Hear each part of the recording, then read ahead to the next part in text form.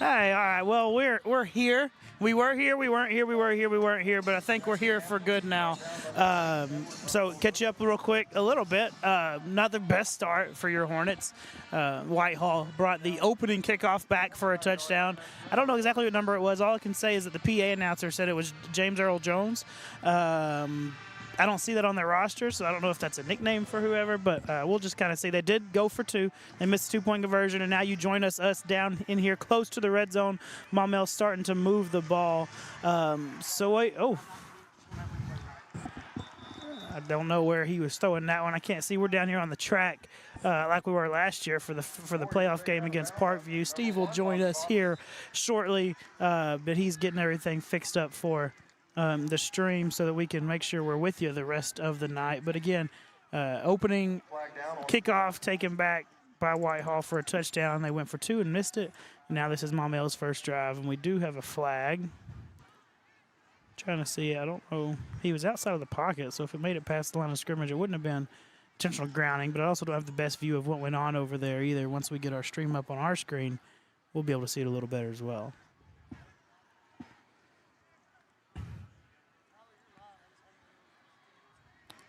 I'm looking for the white hat. I can't see him, but they're backing Maumelle up for something. Maybe he's hiding.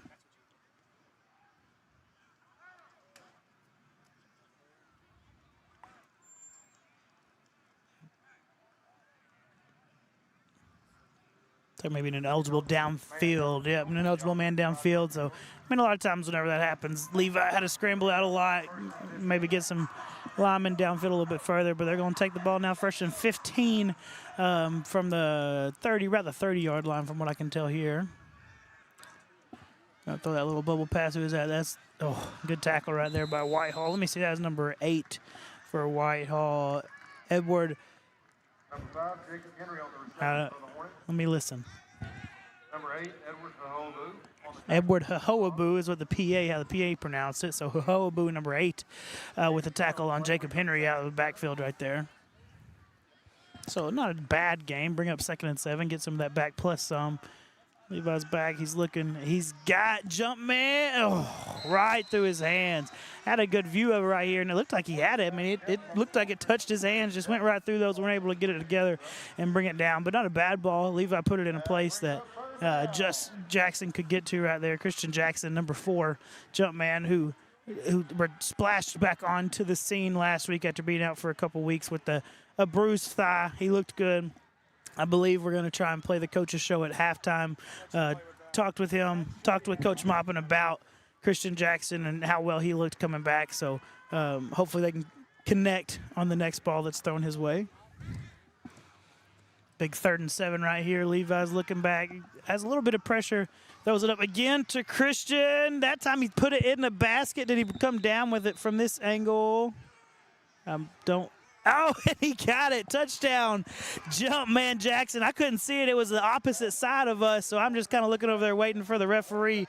I'm sure you probably got a little better view of it. Whitehall thought it was incomplete, but that ref came in, signaled touchdown. Big play right there by Christian Jackson. And from what I can tell, on this side of the end zone, opposite of where they were, looked like a great ball by Levi Warrior, really dropping it in the bucket, putting it in a place just for Christian right there. So it looked like a very confident throw by Levi to start this game. And coming in for the extra point right here, see if they can't take the lead after Whitehall went for 2 and didn't get it. So Dylan Moran, see if he can take the lead for the Hornets. And he does. So, Steve, you're here. We just took the lead, so I mean, it's a great time for you to step back in. Yeah, hey, good job. You know, we've thrown you to the wolves before like that, and I appreciate you jumping in. It has been it's been something else the last little bit. So I'll tell you this, Steve. You know, going back to my time, well, I guess it was Robinson, whenever I had to do play-by-play all by myself one game, I'll have to give myself credit. I think that was much better than that last time. I bet it will. I'm going to have to go back and watch. Now that the stream's working and the people can watch it, I think anyway. So it's going to be all messed up, I can tell you that right now, on our YouTube channel. But we are live. It says Valonia Eagles at Maumelle. That's not correct. It's not soccer. Does it either. have the soccer thing as well? It does. And we changed that. I really don't know why.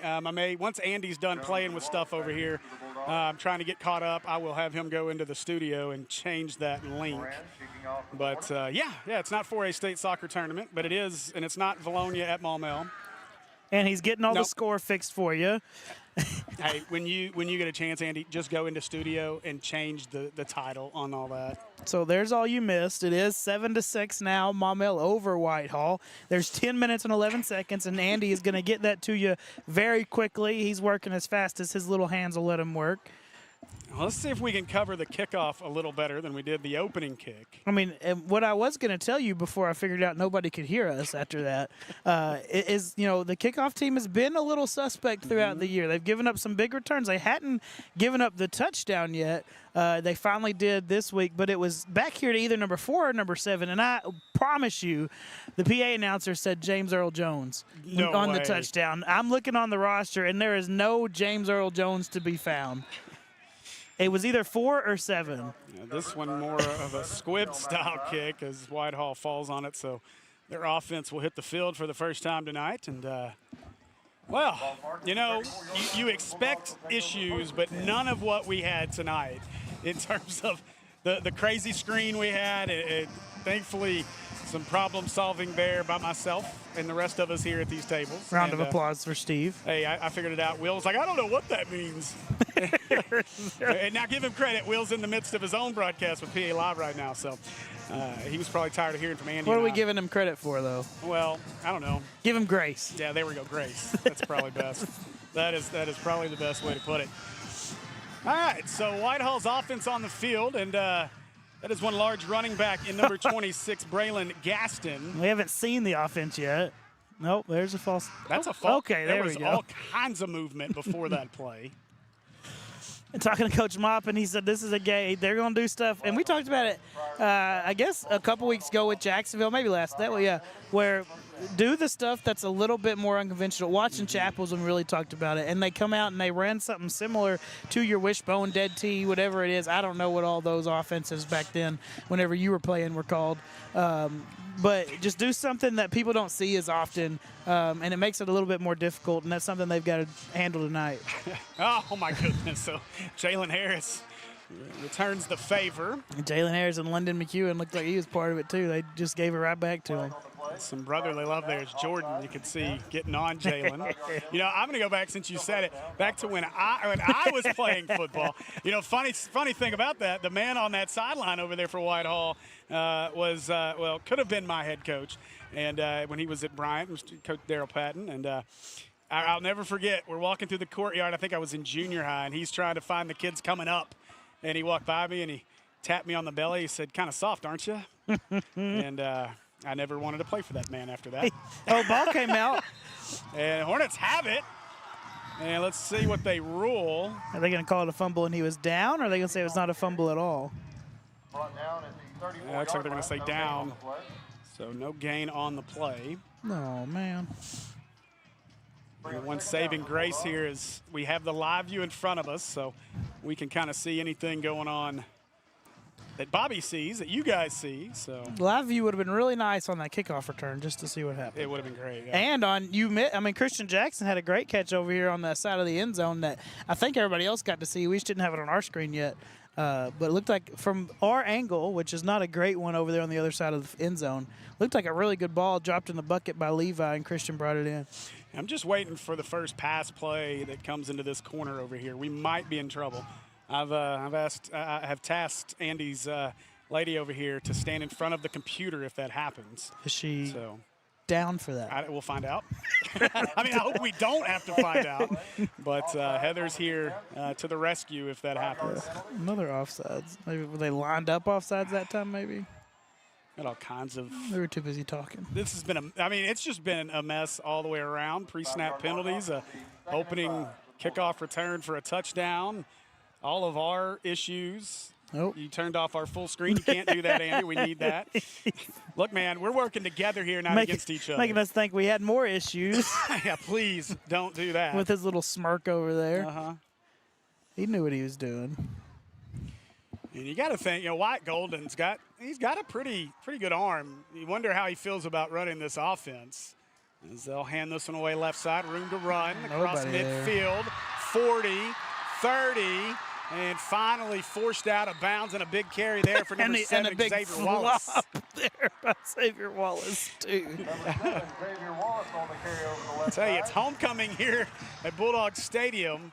And, Knocked out of bounds. Whitehall, this is probably the most offense they've had in a ball game all year to start this one. Yeah, they're not used to this yet. Maybe watching Chapel, not sure exactly how that one tracked.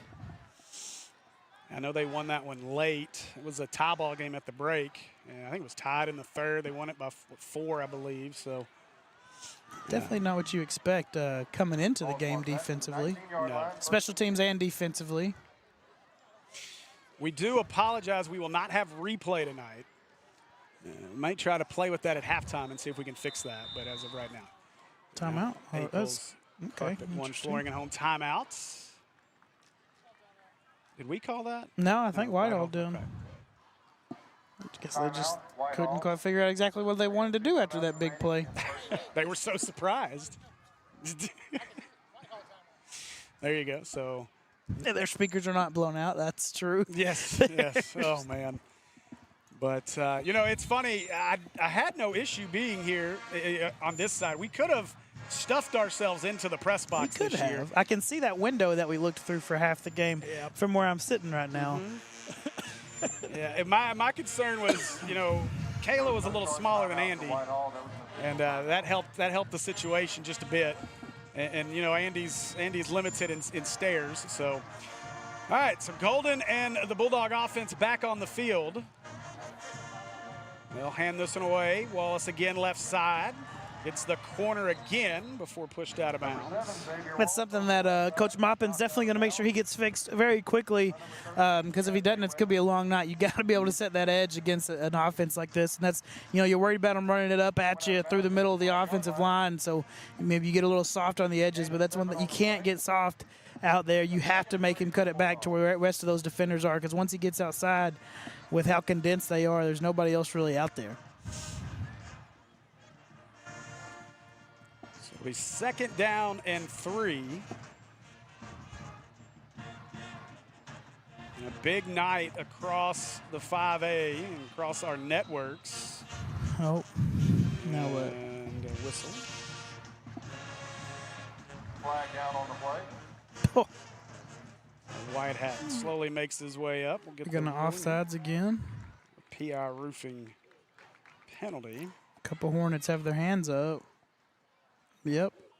Lined up. Offsides on the defense. Boy, another 5-yard offsides. penalty. That's going to be enough for an Acre Pharmacy first down for the Bulldogs.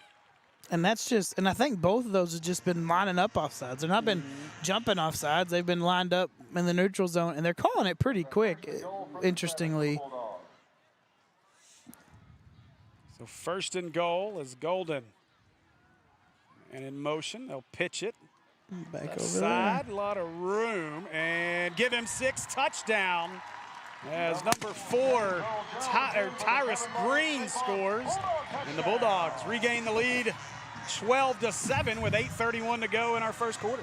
there. So it looks like they think they found some sort of weakness over there on the defensive right side of the defensive line, the right edge of the defense. That's definitely going to have to get fixed. You can't let them just keep tossing or pitching or handing that ball out wide to the offensive's left and just have nothing to stop them, nobody there to slow them down at all. Swinging gate this time. So they did say James Earl Jones. That's not the name that is on my roster. I told you, I knew. And Wallace up the middle, and Number 7, Xavier Wallace. two-point conversion is good on our Kids Being Kids Therapy extra point. And see shoulders hung already by this Hornet defense. 14-7 Whitehall with 8:31 to go in our first. Yeah, well, I mean, the defense just didn't put up any sort of wall right there. No real fight in regards to getting any stops. I mean, you had just 3 big chunk plays off of that left edge for the offense that just seemed like there was nobody there every time they ran in that direction. And I think you see, assume that's probably Coach Maupin standing there in the middle showing these guys exactly what's going on so they can get that fixed over there. Yeah, he's not going to be happy with his defense so far. And You know, we joked with him at times over the last couple of weeks about the defensive line not having any of those pre-snap penalties, and we've been littered with it on that first offensive possession of the night for Whitehall. Again, that was their first offensive possession. If you missed it like the rest of us did, Whitehall took the opening kickoff back for a touchdown. And then the Hornets responded with a touchdown of their own to take a 7-6 lead, and now Whitehall, first time on offense, drives down the two-point conversion. That leads 14-7. And a little pooch. Somebody got to pick it up. Just do. Looking for some space. And trying to fall forward across the 45. I think that's Mayweather that ended up with it. He was able to come back across the field and get pretty good yards on a short little pooch right there. Get you close to midfield. Sylvan Hills and Jonesboro tied at 7. That one in the first. Apparently there's been some questionable officiating according to the Sylvan Hills fans. Oh, well, isn't that every game and every fan? A game you may be a little more interested in tonight just because, you work there.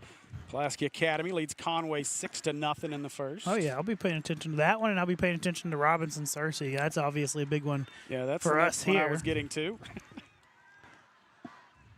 And, they may be having some similar issues that we've had. There may not be much of a stream there. I think they have service, or they have Wi-Fi issues going on up there. Wiley on that carry. So we'd have to watch the Searcy stream for that one, I'm guessing. And Conway did just score. Now it's 6-6, so they're about to kick the extra point. So looking at the Searcy stream, Robinson and Searcy tied at 7 with 6:14 to go in the first. A 2-yard gain on that play. Now Jacob Henry back in the backfield for the Hornets. Trips to the near side. That's Isaac Warrior to the far side. They'll give it away. Henry wrapped up, trying to break free. Does a heck of a job to get anything out of that. Maybe 2 to midfield. It's going to bring up a 3rd down and 6. That was a heck of a strong run for a 2-yard gain right there. It should have been a 2-yard loss as he gets contacted just about as soon as he gets the football right there. But we know who that is running that football, and he ain't going to go down easy. So 3rd down and 6, and whistles again before the play. And I think we got another officials timeout, or was this a? Maybe this is a Whitehall timeout. And it will be Whitehall. Must have seen something right there that they thought was going to give Maumelle a fairly easy first down. I'll tell you, looking at that other game we're talking about, that Robinson-Searcy game, I said before I thought that might be one of those ball games that, we've not seen a whole lot. Searcy's not played the upper echelon. Really in any of their wins to get to run to undefeated.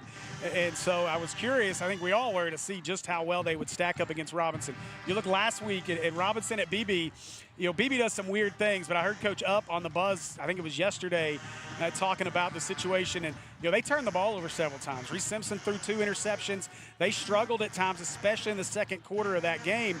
And then they come into this one, they just turned it over back to Searcy again.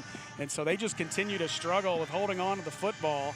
And that's going to be an interesting. Well, I'm interested to see how that result goes, and if Robinson can keep winning at the pace they've been winning at. Warrior works up through the pocket, being chased, gets rid of it, got a man, caught. Is that Isaac? That's Isaac Warrior. Good play there inside the 40 to the 35, and that'll be an Acre Pharmacy first down. And Isaac had guys all over him right there. It's a big catch by the young man. With defender on his back, a good throw. Levi getting out of there, sensing that pressure and being able to just get a throw that's catchable for Isaac right there. So big play by the Warriors. So 1st and 10. Wide snap. Warrior pulls it in. Looks, throwing deep left side. Got Hampton out there. Oh, and Hampton bobbles it. Incomplete.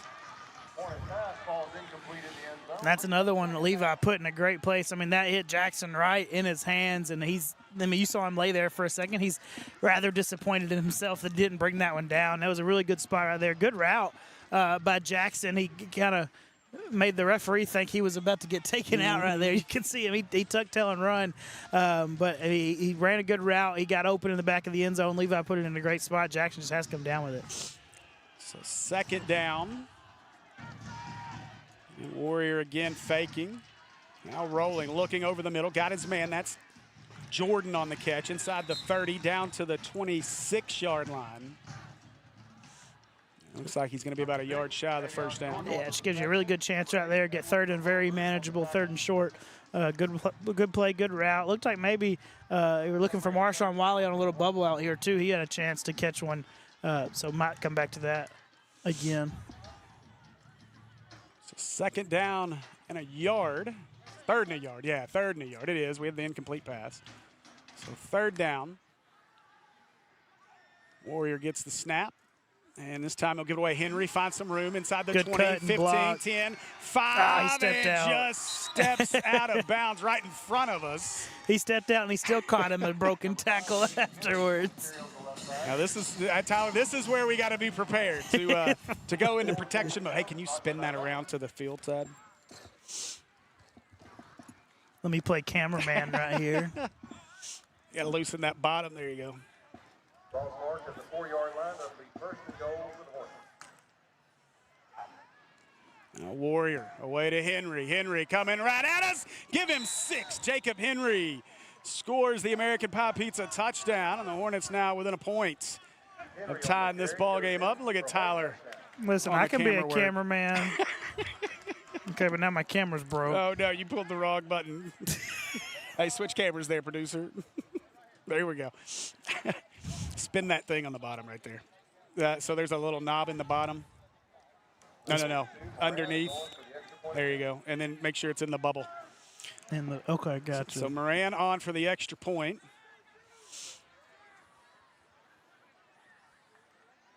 Good snap, good hold. Kick is up. And it is good. And so our Kids Being Kids Therapy extra point sails through. And with 5:48 to go in the first, we're tied at 14 here from Bulldog Stadium. I will say I did get a great shot before I broke it. I don't need it ran. Like, it just, if we want to flip it just on that, we can do that. That way we get any plays on this end. I got enough cordage here. Oh, yeah. Well, I was just, more than anything, I was going to have it turned the other way once we were done. It just, everything got jumbled in that very beginning of this broadcast, so.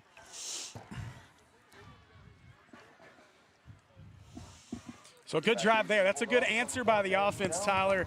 You know, and now we got to see what kind of message this defense received from Coach Brian Maupin during that break.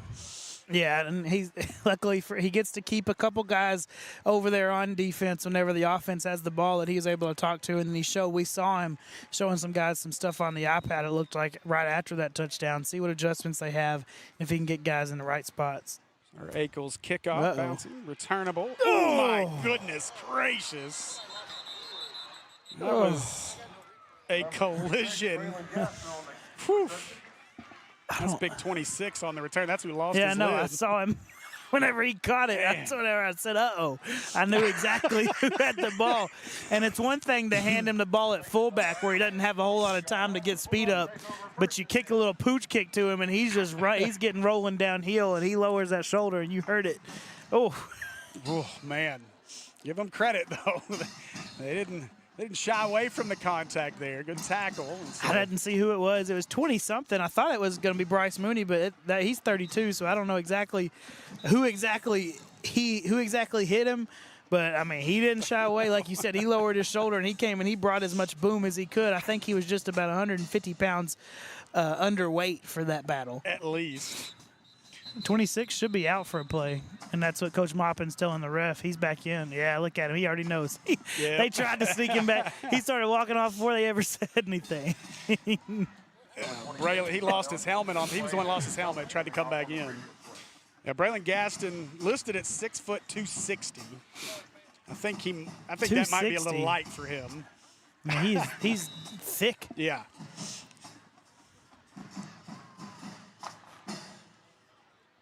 So now Golden barking out directions to his running back. With Earl Jones back there with him. Yep. And Reverse. Run a reverse.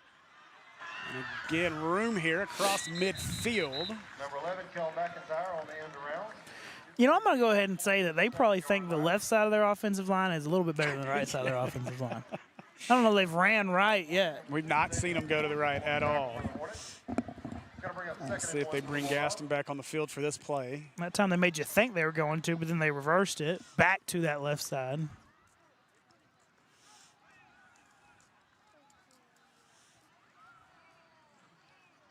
You know, the first time we ever came here was back in the very beginning, and we did broadcast this game from the stands up there, right next to the band. It was quite enjoyable. And this one, Wallace, and that's a good play in the backfield. That is Jackson Hampton in there with the tackle. No matter who they handed that ball to, that Jordan Harris was going to be there to tackle the first guy through. Jackson Hampton was there to tackle the second guy through. That's them running up the middle, though. We just need to see if we can lock down that edge as well, which we've had the struggles with so far.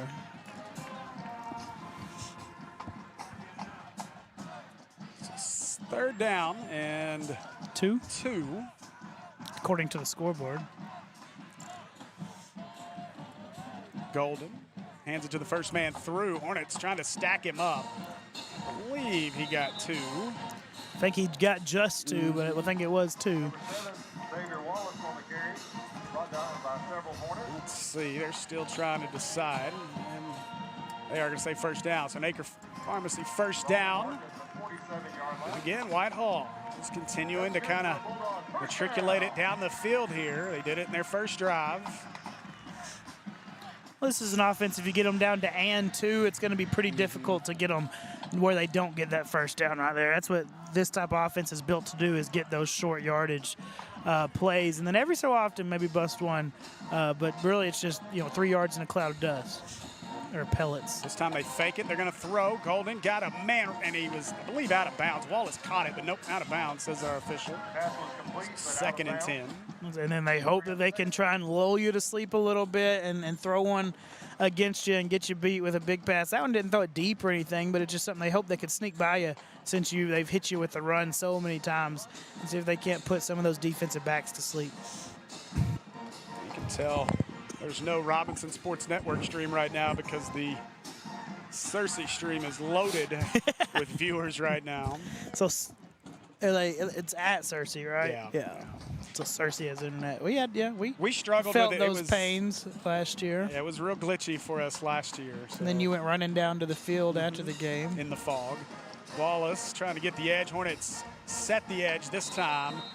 That time you had a couple of Hornets out there, and that's more so how that should look on the edge defensively, and it looks a lot better for the Hornets on that play. See, now this is a place this offense doesn't want to be. They try to throw a pass on first down, incomplete, second and 10. They lose a yard. Second down brings up a 3rd and 11, and now it's, you got to figure out what you want to do. So they're going to spread them out here now, going with trips over here to the right. And see, something they don't normally do. It's not in their repertoire typically. Now Golden drops, looking, pressure coming. He works up through the pocket, rolls to his right, throws it up, and is it picked?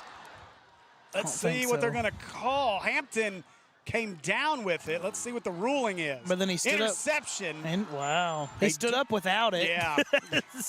If you want to make him, which it didn't hurt him this time, but if you want to make the refs think you caught it, you don't need to drop it as you stand up with it. But, hey, they gave it to him, so that's a turnover for your Hornet defense. And that's what happens when you get a wide receiver playing D-back. They can catch. A great job there by Hampton to bring that one in. I don't know if anybody was really in a great position to be able to determine if he caught that or not. The ref on the far side, I think, was the one that ended up saying it was caught. So I don't know how you're really going to decide that one way or the other.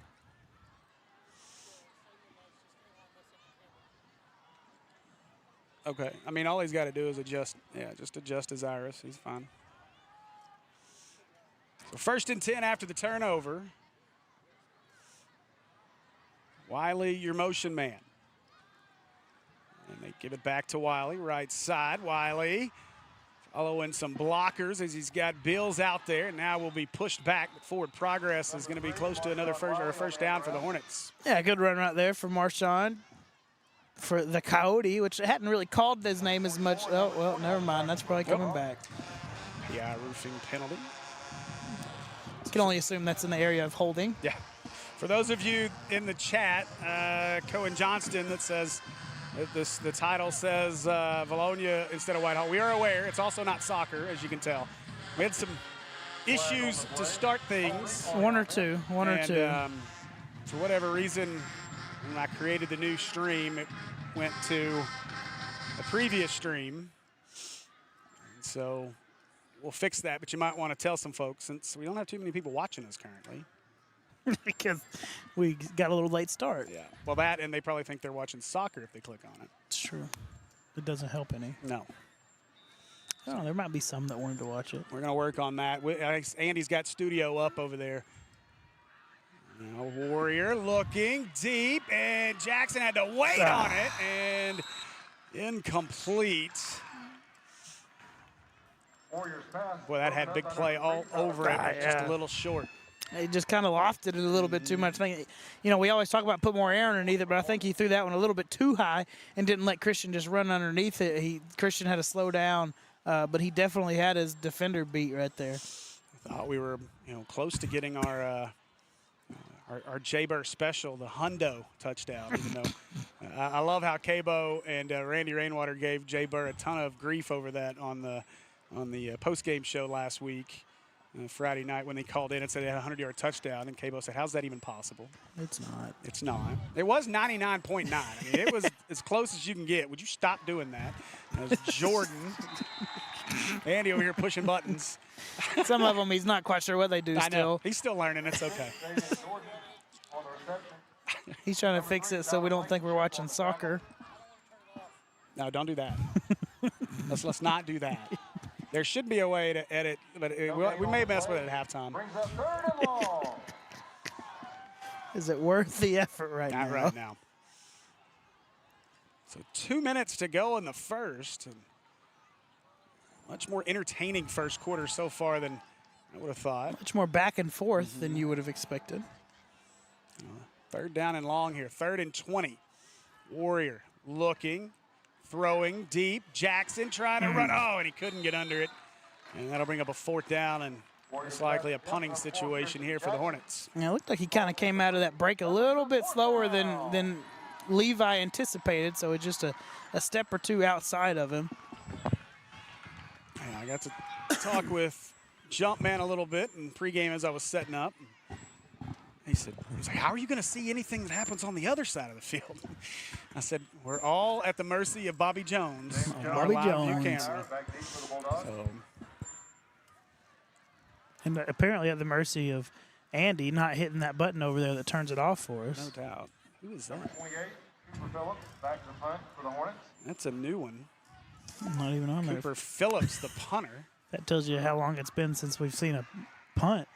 And fair catch made at the 38. Well, typically it's Levi. I wonder if that situation they wanted a guy that maybe can boom it a little more, but. And then you're pushed back in there into the end zone and all too.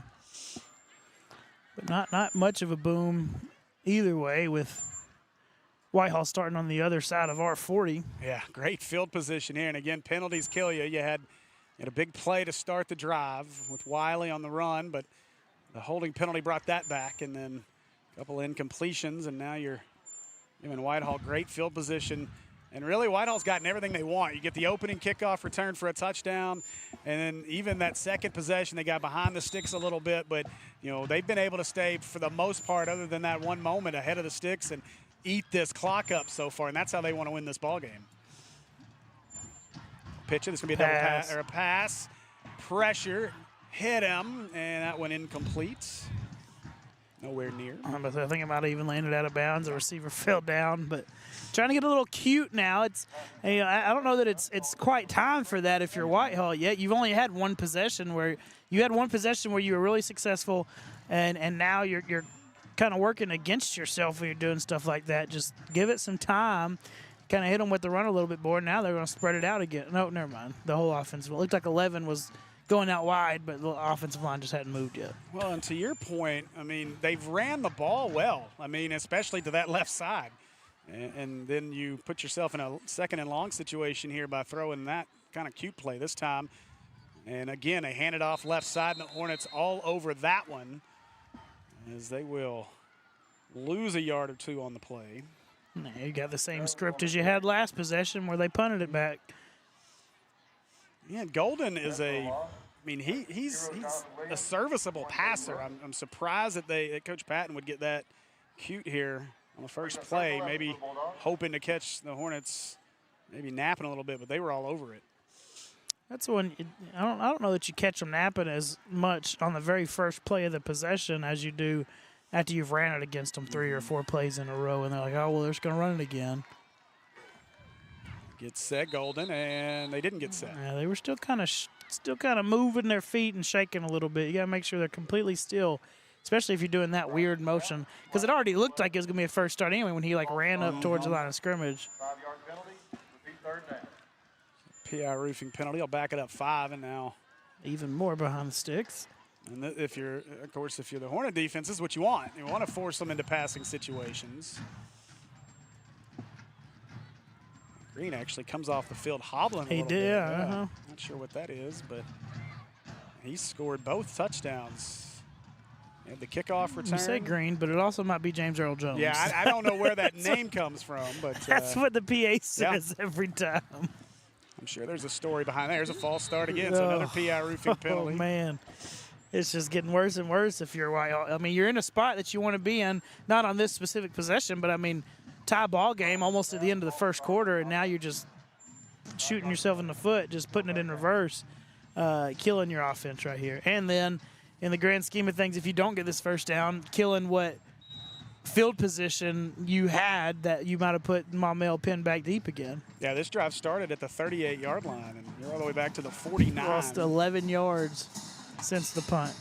3rd and 21. Golden hits the shotgun snap, rolling to his right, being chased, puts it up. Ooh. Oh, what a catch.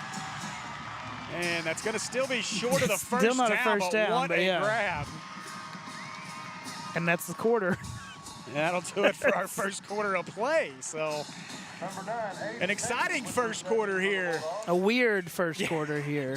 From Bulldogs Stadium. We'll take a break with them. Be back with more Hornet football here on the Maumelle Sports Network, brought to you by Natural State Sports after this. Be sure to grab a Pizookie or one of our other amazing desserts. So head over to 9709 Maumelle Boulevard and let our friendly staff serve you today. Call ahead at 501-758-8800 or order online at www.ampiepizza.com. Live free and eat pizza at American Pie Pizza.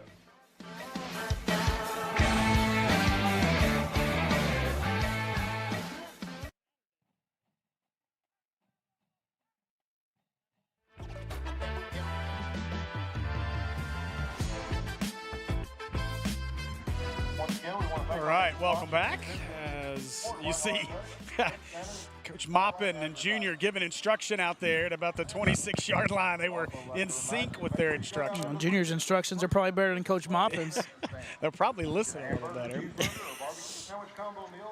I heard barbecue sandwich combo meal. That sounds quite. I'm gonna go get one for the crew. Get some for the crew at halftime. There's no gas station close, so I don't have any of my snacks. There's nothing. You get off the interstate and it's houses, school, and a hospital. I think. Yeah, a hospital over there? Guess I could have went to the, concession stand false start. And another pre-snap penalty, and on 4th and 4, it's now 4th and 9 with another PI roofing penalty. They've not helped themselves at all this possession. We have flags down. False start on the offense. I believe that was, 5-yard penalty. I thought they said 8 on that big catch earlier. Let me see if I can see him again. Edward Hohoabu, if that is correct. Oh, yeah, they said it earlier, and I don't remember how he said it. It's about exactly as it looks on it, really. Or was it 9 that brought that in? 9, or it could have been 3 over there. Yeah. I think maybe it was 3. 3 looks like the kid. He's the guy in the slot over there on the right. All right, so 4th and 9. Golden will quick punt at times out of this. He's going to throw here, though. Pressure, chasing him right side, and just runs out of bounds. Never even gave himself a chance there. I mean, throw it away. Yeah. Don't give those extra yards to the offense in that situation.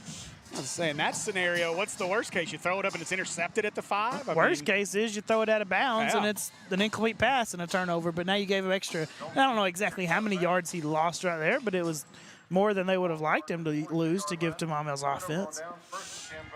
We're being surrounded by band. By scarecrows, it looks like. I know it. I'm a little worried at what's going to happen here. So now the Hornet offense back on the field. 11:35 to go in our half. Henry in the backfield. Jordan, your motion man. They'll give it away. Henry, left side. Finds a seam, bursts through it. Across the 40. A great move inside the 30.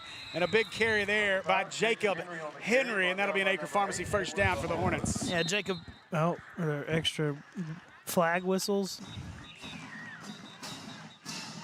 There is a flag. Oh, my God. Is there a PI roofing penalty? My goodness. It's all the way back there. Bobby Jones can't even find it. It's back there on the 38.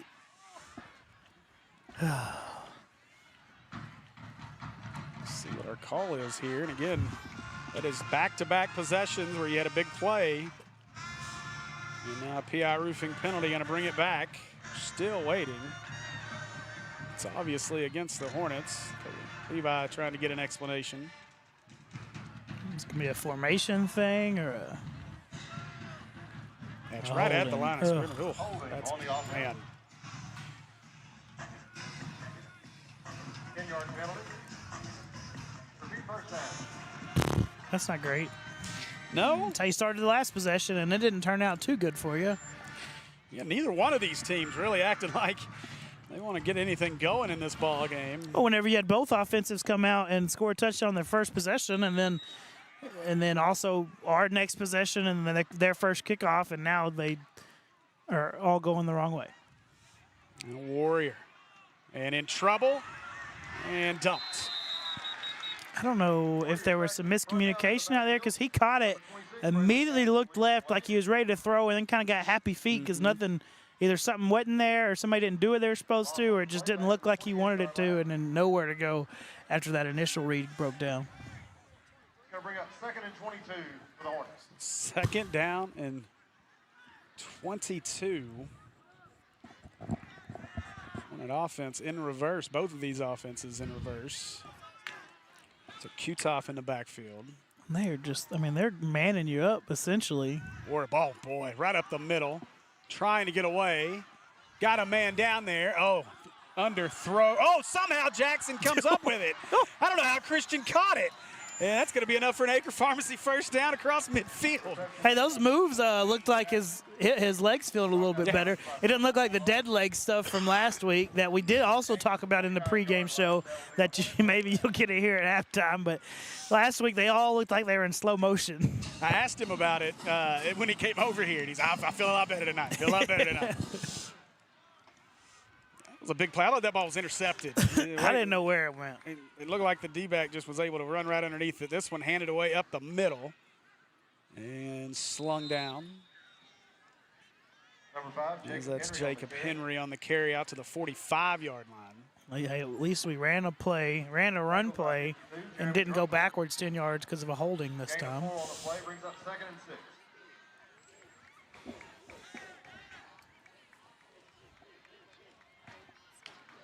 Second down. As Warrior fakes it, pump fake. Now he'll just follow Henry up the middle, and there's room. Warrior spins off of a tackle down to the 30-yard line. Another Acre Pharmacy first down for the Hornets.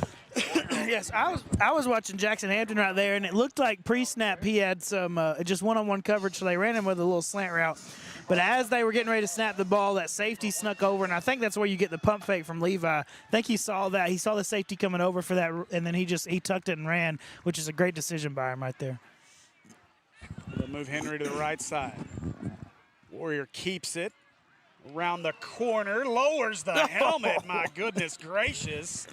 And that is not a hit you want to see your quarterback take. But it'll be another Acre Pharmacy first down, it looks like, for the Hornets. Goodness. And that was a designed quarterback run, and I think Coach Poppin might be telling him, look, good run. I love your toughness, but, hey, maybe a little bit easier next time. Oh, that was Andy will remember. That was flashes of what happened here a few years ago when we lost, was that Weston, right? Yeah, we lost Weston Pearson, Roderick Watts all in the same ball game here, and really derailed the rest of that season. Henry right side, what a block through the hole, cuts back 10 down to the 5. Another Acre, that was an Acre Pharmacy first down. It was 2nd and 1. And so it'll be 1st and goal for the Hornets. Yeah, your blocking set up really, really well right there for Jacob, and then he's got the patience right there to just wait for it to work its way out because it doesn't always happen super quick, and then once he sees it, he makes a good cut. So 1st and goal from the 5. Henry, your running back. That's where they'll go. Henry cuts back to his left, and he's bottled up. Nowhere to go on that one. Yeah, that defensive end off the edge kind of got Jalen a little bit right there and didn't give Jacob anywhere to go, and he had made a cut quicker than he wanted to and didn't have anywhere to go after making that initial cut. Loss on the play to the 6-yard line. 2nd and goal. So 2nd down and goal.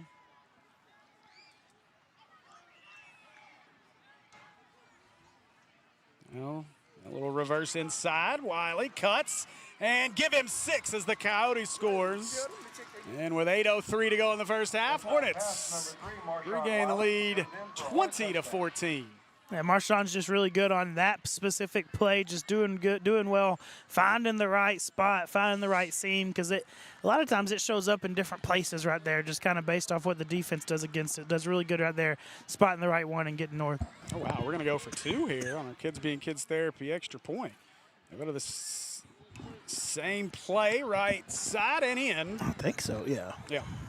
Oh, extracurriculars there at the end as Wiley hits the 2-point conversion and maybe a little banged up after that tackle. Guess they liked how that one looked, and they said, let's do it again. And just as I said, he finds a different hole in it. He ends up having to bounce it a little bit further outside, but finds the right seam to get the yards that he needs to. All right, so he's banged up. I don't remember, but, yeah, no Bubba tonight. Yeah, but he just keeping him healthy. It's nothing crazy. And just he'll be back a couple next week. things that with Bubba Johnson, I think Andy was asking about him, but he's just going to be out just this week, I think. Coach Mobbin expects him to be back next. Just a few, maybe bumps and bruises or something, nothing crazy, but wanted to make sure he stayed healthy for the home stretch right here these next 2 weeks after this. I think it was actually Bobby Jones up there asking where Bobby Bubba Jones, was. Yeah. okay. Yeah, he's doing his research now, I'm telling you. He even researched the Whitehall offense, so he knew what to watch for tonight. That's important. That's important, though, when you're running that camera, too. Mm-hmm. And he's it tonight. Kristen Henson, Quit. wife, she quit after last week. She's done. Our Eagles kickoff, and that'll say, it's going to stay in bounds. Look at that. Hornets could fall on it. Oh, boy. And we didn't. No, we knocked it out of his hand as he grabbed it, and we almost got it. I think, was that Mooney down there? Mm-hmm. Yeah, Mooney's down there. It was either Mooney or whoever this and Jay Will. Somebody got a hand on it as he went to pick it up because he wasn't in any hurry to pick it up because it did. It looked like it was about to bounce out of bounds. But as we said, that ball doesn't bounce straight, and it bounced right back into the field of play, and they weren't ready for that. You know, kind of like with Bubba, he's kind of getting that, we'll call it a rest night for the closer. It's kind of what I was doing with Kristen tonight, is giving her a rest night just because, we got a 2-week stretch coming up, but also she's not going to be with us next week either. No. The joys of Halloween, you're not going to be with us either. That's true. Halloween, you will be here. I'm not running this thing by myself. So Jake Hall will join me next week, but we'll just – I'm going to see if I get Kerry Rodnick to run a camera for us. Outside of those kiddos can't trick or treat without me. Yeah, well, that's the next week. Matter of fact, I'll come back to that in a minute as Golden hands it away. Somebody has it in the middle. I think it's 7. It is going to be Wallace. Xavier Wallace will carry up the middle. But our fall carnival at the school was tonight, and so last year. Some pushing and shoving. And there's the PI roofing penalty. And Jackson thinks it's on Whitehall. He's going to get another one on him. Yeah, get him out of there. There you go, Jacob. But last year we missed the fall carnival, and so I said, hey, look, take the night off, take the kids to the fall carnival, and then I was really hoping that this game would be over by around 9 o'clock so we could pack up and I could take all this stuff to our storage facility. because it closes at 10. Yeah. Because then I'm hitting the road for Fayetteville as soon as I get the wife picked up. We're going Think to you gonna see a win? I don't know. All I know is we're watching from the indoor club, so I ain't worried about weather. You don't have I'm any gonna be extra eating tickets great for that one? food. You couldn't. Nobody. Got 4 tickets. It's That's wild. It's an ownership No, trip only. that's so fine. It's crazy. It's just gonna be Will, myself, and the wives. Unsportsmanlike conduct. So they So get we're all gonna get these. offsetting out. I asked him at the start of the year when we were going to get, some college credentials, and it sounds like he's got some of those something now, and they're No. just keeping it for him and the other boss man. That's fine. No, trust me, we paid for them. So those were not given. I can't bring myself to pay for tickets right now. We paid back when we thought they were good. Oh, okay. And then this stretch happened, and then I was like, well, we paid for them, so we're going. You still might have picked the best Yeah. of the. I mean, that or maybe Mississippi State, but Well, then it turns around and it's 11:45 kick, and I was like, we had a long discussion about not between us, but what's going on the field right now. But so there's nothing we can say right now. I don't know. They called it both ways, and now what are we gonna do? I don't know. But yeah, so we decided. I think Will's actually turned it into an anniversary trip for him and his wife. Well, he said he made it seem on Facebook like it was just him and his wife going away. Well, she so doesn't it's- know we're coming. Ah. Sorry, Candace, if you're watching. I know you're not, but if you are, That's going to be a surprise! great, exciting surprise. Yeah. Well, I'm going up tonight as soon as we're done here. Yeah. Our view's obstructed even more now as Golden going to throw up to Wallace. Good little pitch there across the 30. And careful with the late push. But Number 7, Xavier I Wallace. believe that's going to be enough for an Acre Pharmacy first down. See, and that's more of your lull them to sleep a little bit. They've ran the ball on you a couple times. Now we're going to just try and toss one up even after the rest helped to put them to sleep a little bit too. First down. So Acre Pharmacy first down. You sound like I've sounded all week over there, Tyler. Listen, Shiloh, she was coughing all last week, and I mean, I don't feel bad or anything, but I've been coughing all this week now. Whatever she was coughing up, I'm coughing up. That was, Kristen was that way last week, and I swear I got it this week, and man, it has been brutal. Golden gives it to the second man this time, and Hornets took it away. Okay. Hornets have the football. Is coming out of there with it is Baker, isn't it? And around the corner, 10, 5, 4, 3, 2, 1. Give him 6. I have no idea what just happened, but it's a touchdown, Hornets. Well, it looked like that he kept running the ball. Like I was wondering, Davian Jordan kind of was backing up, and I didn't know where he was going whenever he should have been making a tackle, but it looked like he noticed that Jaden had that ball, so he's going to go try and block for a little bit for him, and he just came out of it for an easy touchdown, just took it from him. That's what Bobby said. Our camera operator said he just stood him up, took it away from him. So what a play by Jaden Baker. And just like that, the Hornets now with a 2-score lead. Well, that's a nice, quick little turnaround right there for your on the scoreboard for you. Yeah, from our angle, even from watching it on the camera shot here, I thought he was still running. Like, I thought we were still moving through the line. Looked like and we then- just hadn't gotten him down Yeah. yet. I was like, how did he squirt through that? We're going to go for 2 again. And our Kids Being Kids Therapy extra point. We saw this against Jacksonville last week. As soon as Jacksonville decided to go for 2, we went for 2. The You rest gonna of the do it? ball We're game. gonna do it. And Warrior pitches it left side, and they may have stopped this one. Yeah. And they did. He stayed up initially. Jacob Henry got low, broke a tackle or two. We just had too many Bulldogs right there to get him down. 4 left in the first half. Our score, Maumelle 28. So 6:44 to go in the first half. And the Hornets lead this one 28-14 as we have flying rosters. It's a time it would have been nice to have our replays working, but I know it. nonetheless. Well, we're going to mess with it at halftime. It's got to do with the resolution of that camera coming in. We'll play with it at half when we've got more time to look at it. But maybe, who knows? Maybe out of hand by then, we hope. With how it's been going, there ain't no telling what's going to happen in these next 6 minutes. The crazy part is it's allowing him to actually record this separately to a file, but we can't record replay for some reason. So it's a learning experience with this new software. My favorite, though, is when I call Will and I teach him something. Because, he's the one that, He's the wizard, right? he He's is the the VMix wizard. guy. He's been using it for a whole year, and Number 7, Xavier Wallace. or whenever you change the resolution. Whenever you tell him, I think it's the resolution, that's why it's not working. And he said, well, try this, and it doesn't work. But then you go and change the resolution, and it worked. Yeah. Oh, no. Squibber He missed it that time. This time, It's still on the ground. Loose and finally covered at the 20. And boy, I mean, keep kicking it that way. The first one they took back. The rest of them's been adventures for Whitehall. I like what Moran's doing. Yeah, might as well don't kick it to those guys, I mean, because they got some speed on the back right there with 7 and 4, who I think are usually who's deep back there. Now they're just making it hard to catch. Kicked it straight towards 26 that time, and it just skidded away from it, and then nobody really could get on top of it. So Whitehall trying to find some offense. Again, if you missed it like most of us did, the way the first of this broadcast went, Whitehall returned the opening kickoff for a touchdown. Went for 2, didn't get it. Hornets answered with a touchdown to Christian Jackson to make it 7-6. And then Whitehall would drive right down the field again and score. Yeah, they traded touchdowns first 4 possessions. It's been all Maumelle since. They'll hand this one away right side, and again, nowhere to go. And Tyler, the defense really has settled in a little bit against this whatever wing dead T run offense. But it's one of those things where you can see it all you want in practice, but the guys that are running it in practice have never ran it before. These guys have been running it all year. They ran it all summer, probably ran it.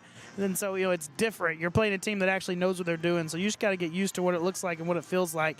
And that's really what those 2 possessions so far looked like they were. It was just getting used to what you're playing against. Now they will hand it to the big man. And Hornets wrap him up. Nowhere to go. Watch out, Baker in there again trying to rip it out. Hornets did come out of there with it again. David and Jordan ended up with that one. So now a 3rd down. Met by a host of Hornets. Small gain on the play. Jaden Baker said, I'll take another touchdown now if I can get one. Hey, it does look like the people have found us. There Finally, we go. We've got at least a decent number watching this time.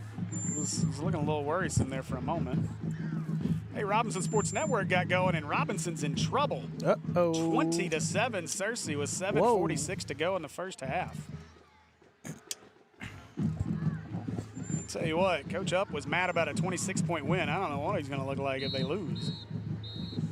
And whistles before this one. It sounded like a band whistle. It's like 3 whistles. I didn't know what it was going on, but I think Whitehall called a timeout. Our white hat is not in a hurry for to anything. let us know what happened. For anything on any play.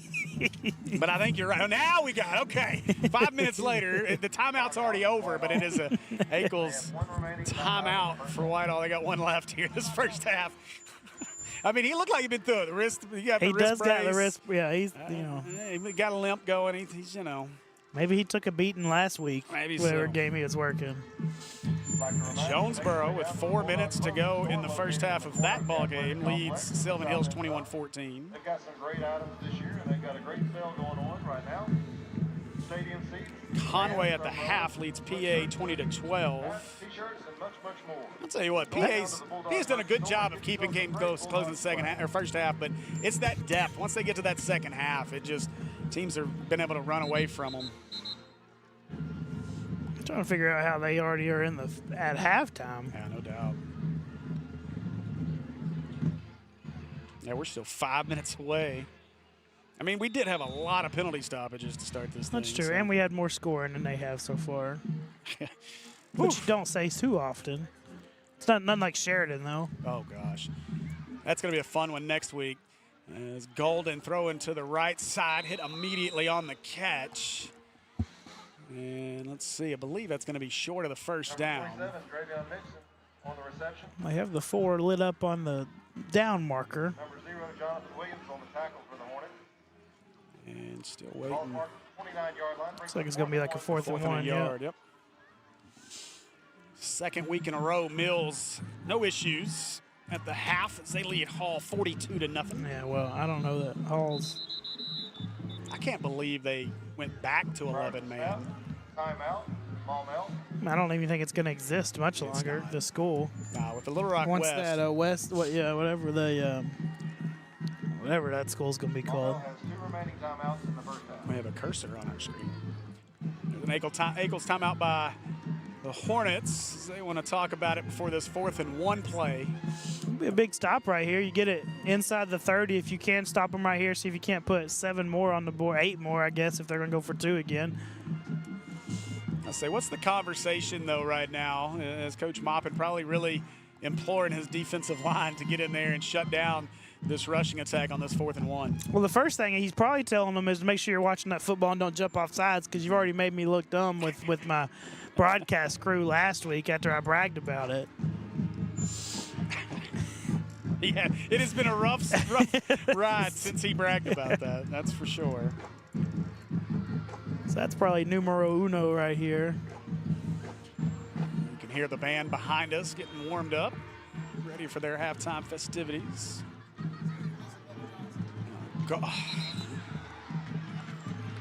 It didn't work. It did not work. And I promise you, he told them that while they were in there. Flag on the play. Okay. Yeah.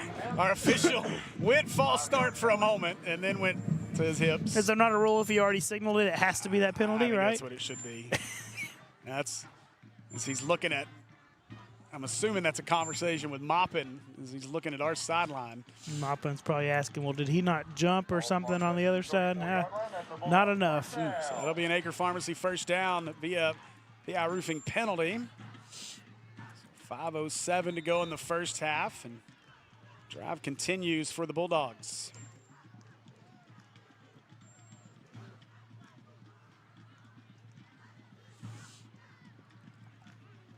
So 1st and 10. Golden, they'll run the little end around, and the Hornets Nothing. ready for that one. Maybe Jay Will was in there. Big Jalen Harris also in there. Xavier Wallace on the carry. Tackled by number 0, Jonathan Williams. I mean, that front 7, or however many it is right now, front 9, I guess, whenever you're playing this offense. Starting to figure it out a little bit, figure out what they're seeing, not letting their eyes kind of confuse them. Because a lot of this, too, is trying to get your eyes to lie to you as a defender with the offense and all the different misdirection and everything they got going. You just got to trust what you're seeing, know what you're seeing, and then get to your spot. Boy, Robinson in trouble. And Deuce Williams coming off the field as well. As it looks like he's got an ankle injury, but they trail 23-7 with 5 minutes to go in the first half. Tried to sneak a little pass in there again, and just kind of a lot of the balls, the ones that have been catchable have been caught, but a lot of them have just been kind of just flopped up there, and there wasn't any real chance from the get-go to complete it. What Golden is animated in that huddle. I don't know if you saw that. But he was animated in that huddle initially, and then looked back at Coach to get the play call. He had some words. Yo, what did you just do? Nope, there it is. Okay. We lost our screen. I don't think y'all lost yours. But no, I think it's still good. that's what freaked Steve out for a second. When I looked over there, everything was still good. Yeah, it was just us. We had nothing. Quit hitting the full screen button. Number 5, Jacob Henry. Number 6, Davion Jordan. Henry on that tackle. You want me to hit it again? 4th and long for the Bulldogs. You know, this was why I took the road away from our producers. Now I'm going to have to take the whole mouse away from him. Like, Here it is. he's got another one. That's the problem. There's 2 of them. There's batteries in both of them. He don't care. No, I think Andy, I can only assume is the type of guy that if you want to burn, he'll let you burn. Yeah. So he's just going to let you take it and go. Yeah, that's. I figured as much. That Andy is if you're going to let it do it, I'm going to let you do it. Oh, my gosh. Delay So delay a game now. on a punt is not great. Golden's the punter. Prior to the snap, delay of game, offense, 5-yard penalty. Back him up 5 more. Beep, beep, beep. Hey, there's a drone right there. Hey. We need our drone guy back. That was fun when we did the drone. We need to do that again.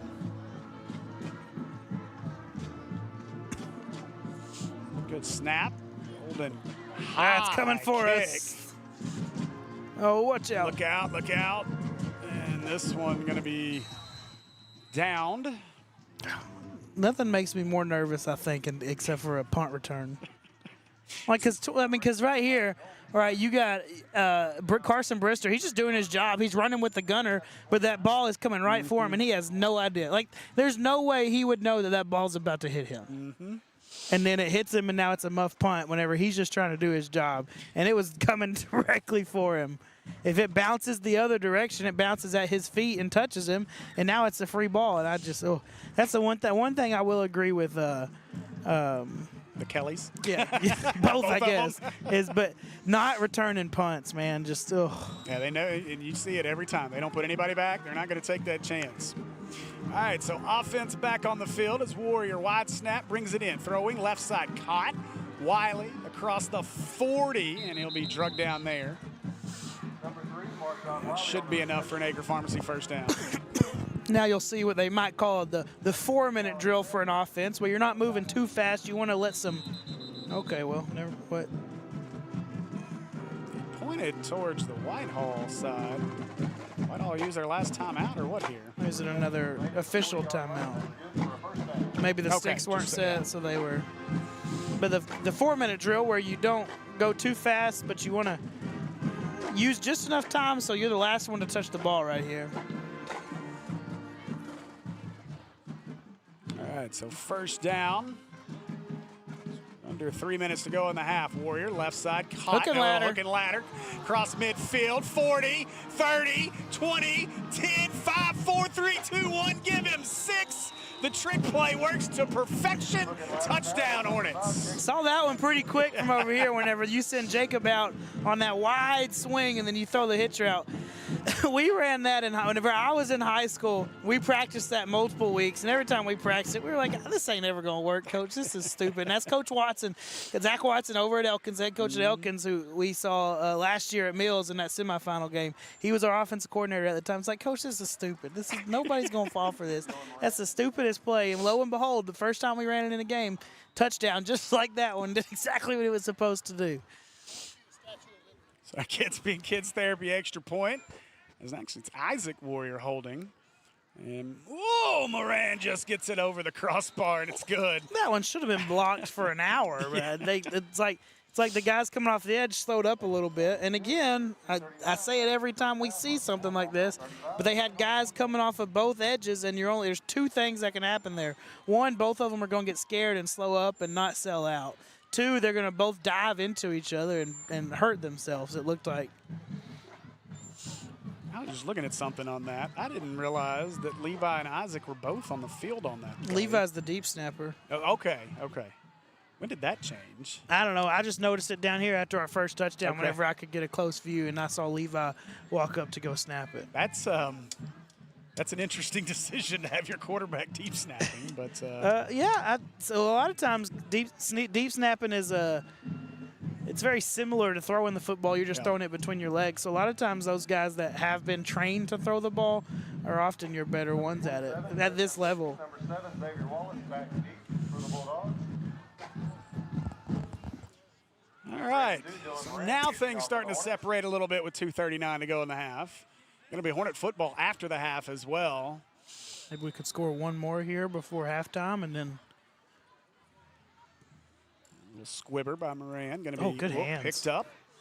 Don't run that way, big man. There you go. Goes after the ankles. Great job there to make a tackle. 28.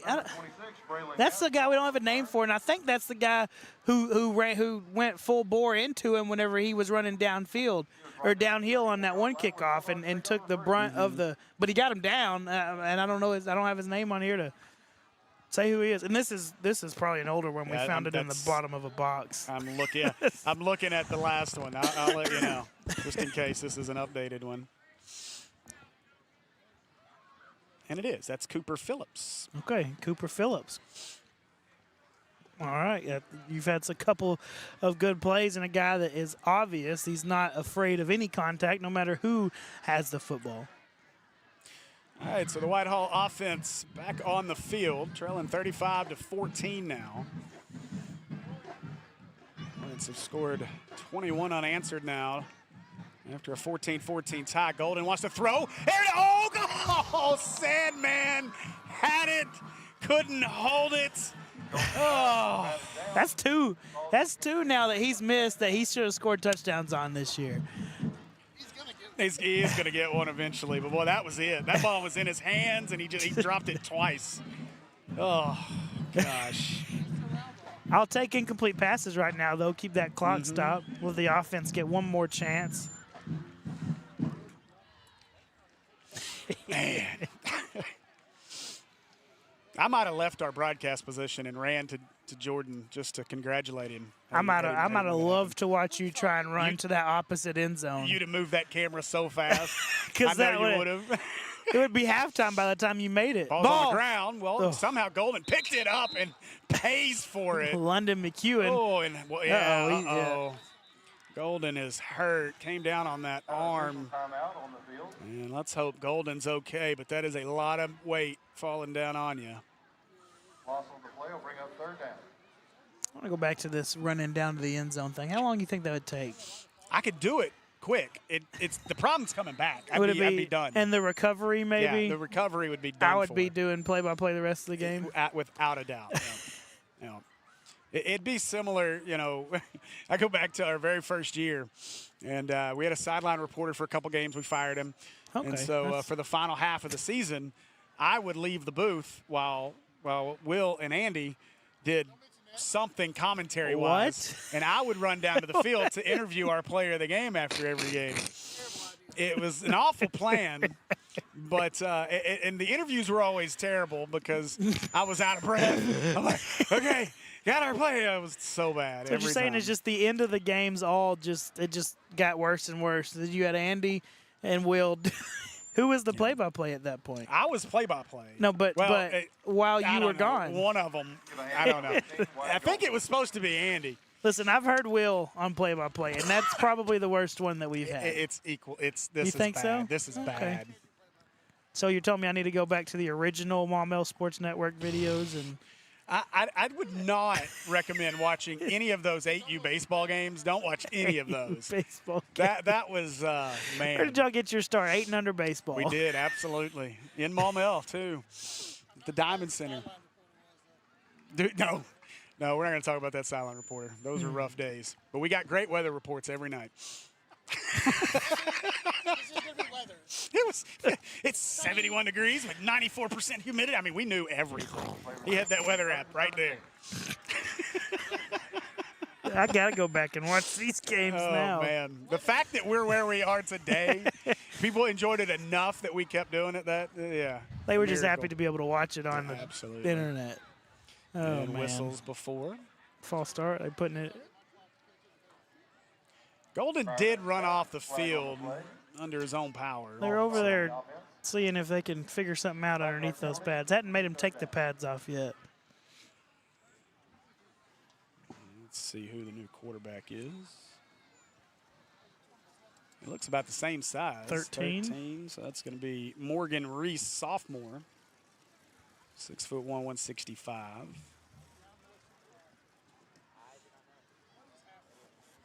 Now our view's even more obstructed. We're part of the band at this moment. Give me a trumpet. I did play the drums in 7th grade. Percussion, if you will. Reese drops. Screen. Got his man caught, and the Hornets in front of that one. As they will dump him, and I would expect a timeout here by the Hornets. I hear the whistles. I mean, they had 3-4 blockers out there, and they just didn't really get their hands on anybody. There's timeout by the Hornets. 2:06 to go in our first half. Yes, now you got a 4th down. You got 2 minutes left. You got 1 timeout left. That's Jackson Hampton. Yeah, what is that? Like maybe his back? Yeah, lower back. Let's hope that's nothing serious. But you got 2 minutes. You got a timeout left to bring it down and score right here. You do that, you take yourself a 28-point lead going into the half. You get the ball at halftime. You can go up. You got a chance to go up 35, to go up by 35 for that sportsmanship rule with the first possession of that second half. And get my wish, I'd be back in North Little Rock by 10. I just had to be there by 9:55. I don't know that it's going to That's happen. okay. This stuff can go in my garage. I just would rather not. Because we know halftime takes a little bit longer than normal. Ugh, this is true. We have had the longest halftimes. It's these extremely long band performances. You guys are going to do great. They're beautiful. They are. They have all their equipment and all. Back deep for the Hornets, number 3. And that's really what takes time is just getting everything set up. Bulldogs, 18, wide open. Wiley back to return. And we are strictly TV screen right now. That's a Wiley- good punt. Muffed it. Oh! Picks it up, and down he goes at the 33-yard line. But, boy, that could have been a lot worse than it was. If he catches that, he has so much room, and I think he knew that, and I think he tried to get a little bit of a head start right there and almost cost him. 3-yard line. Hornets will take over All right, first. so Hornets 67 yards away from pay dirt here. 2 minutes even. 2 minutes even according to the official clock. I know you got 156 on your screen, but it's fine. What's your prediction over there, Andy? Is it jump man time? He was calling for it before the Jacob Henry hook and ladder touchdown. Nobody was expecting the hook and ladder. He's ready for the Statue of Liberty. Let's see if we can get Jackson involved here. He's the first touchdown of the night. Y'all missed it. Sorry. Yeah, well. Warrior looking that way. Now scrambles, puts it up, and caught by Isaac Warrior. Somebody got him one right there. If I had to guess, I'd say it was Clinty that got him one right there. Okay. What are we? Whitehall's we got a clapping. PI There roofing must be a it looks penalty like. somewhere. We would know because we do have a great. I love our spot, but we can't see a thing. We got fences in front of us right now. Yep, the defense is blocking us. Find our white hat here. Oh, man. That's great. That's something. Nope, he's got to have another conversation to figure out exactly what happened. So he's talking to the side judge. They're going to call offensive pass interference? Or an illegal touching here. They step out of bounds back in. Could have. Got that call we didn't get last week. We've had a lot of discussions tonight. Yeah, well, and it doesn't help that our white hat is, not quick. Oh, now you got to have a conversation with his other man. We're going to get this figured out eventually. I'm going to wait for him. He comes over the PA, I think. I think they've I got don't think so. Do they not have the ref mic? At this rate, I'm going to make it a Springdale by the time kickoff happens tomorrow for the Razorback game. You were just bragging about being able to make it. All right, we're going to try this. Maybe. Man, Still waiting. they just keep talking back and forth. Maybe look, Bobby Jones doing a great job tracking our white hat. I'll give him that. Well, I mean, he's not moving that fast. Whoop. All right, here we go. Hi. We see you. After the play, personal foul. Oh, on the after. offense. Interesting. Did And they were get- clapping at Isaac. Did Isaac say or do something, I guess, after that catch? Because all of Whitehall was looking at Isaac and clapping like something. They did something. Yeah, something. There was something said initially, and I guess Isaac must have responded to it, and that's what the official heard. So the PI roofing penalty.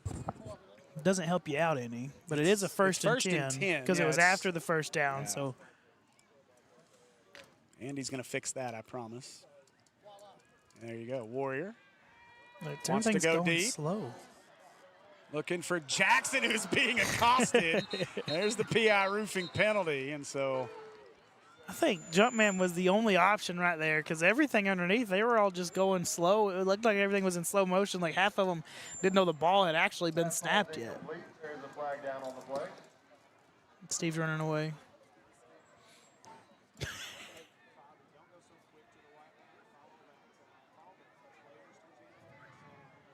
Yeah, so we're going to get a 15 on them. So we get those 15 back that they just gave up, that Isaac just gave up. So putting us back to where we would have been.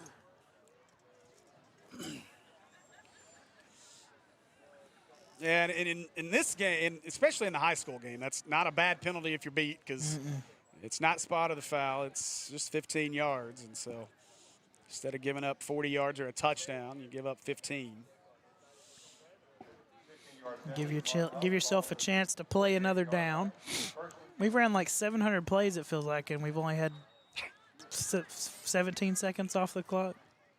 Does it? This whole first half's felt that way. That's why everybody else is at halftime. Now Henry to the left side. Warrior fakes it to him, drops, Screen. looking. They read it. Yep. Now Warrior rolls. He's just going to take off with it. Warrior going to try to push his way forward. He ends up getting a yard out of the play. That's one where you throw it at Jacob Henry's feet. Yeah. Throw it at his toes, because now you have to use that timeout. Throw it at his feet, get an incomplete pass, let the clock stop right there. That's probably what Coach Maupin's doing. Unless there's a wide open, and if there's a lane right there for you to go, absolutely. But there was obviously not a lane. Just throw it at his feet, or he's, just make the right decision right there. And those are things that until it's actually happened, it's a lot harder to really think through that. So once it happens to you once, now it's a little bit easier next time. Well, and the other piece of that too is once you're outside of the tackle box, in worst case, just throw it into the stands. Else, yeah. Just get that ball away. And one, to your point, you save the timeout. But two, I love Levi's toughness. But again, we have a freshman. It's either Evan Wallace, who's not going to play till their freshman season's over. So you're probably going to get to see Jay Will out there as an emergency quarterback. And look, I love Jay Will, but we need Levi on the field. And so you want to limit those hits as much as you can. And we've already seen him take a couple of pretty unnecessary ones in this one. Yeah, he's lowered his shoulder a few too many times so far today.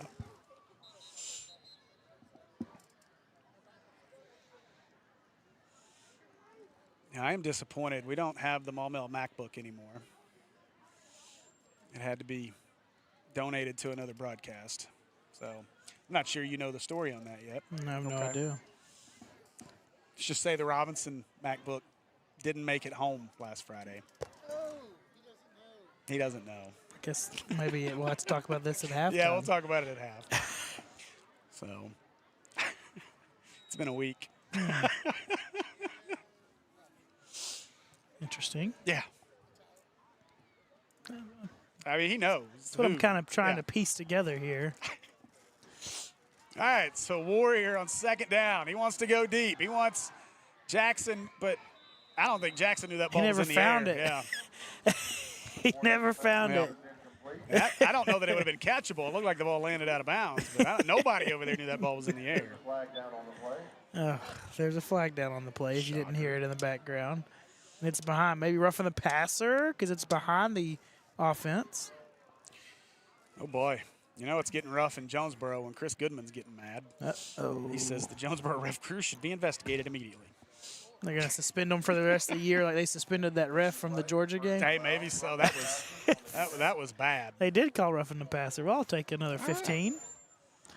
We've had more yards through penalties this possession than we have through offense. 5.5-yard line. First and 10. Already down to 35 now. I mean, I tell you what, Robinson not moving much quicker. They're a minute 24 from halftime, trailing 23-7. Man, that's not great for them. All right, so first and 10 with 1:26 to go. Henry, your motion Double man. pass. They pump fake it to him. Now want to go deep. And again. Oh, he almost comes down with it, but out of bounds. They feigned the double pass there a little bit. Jackson's got to be exhausted now. That's two go routes. That's like 17 go routes on this possession.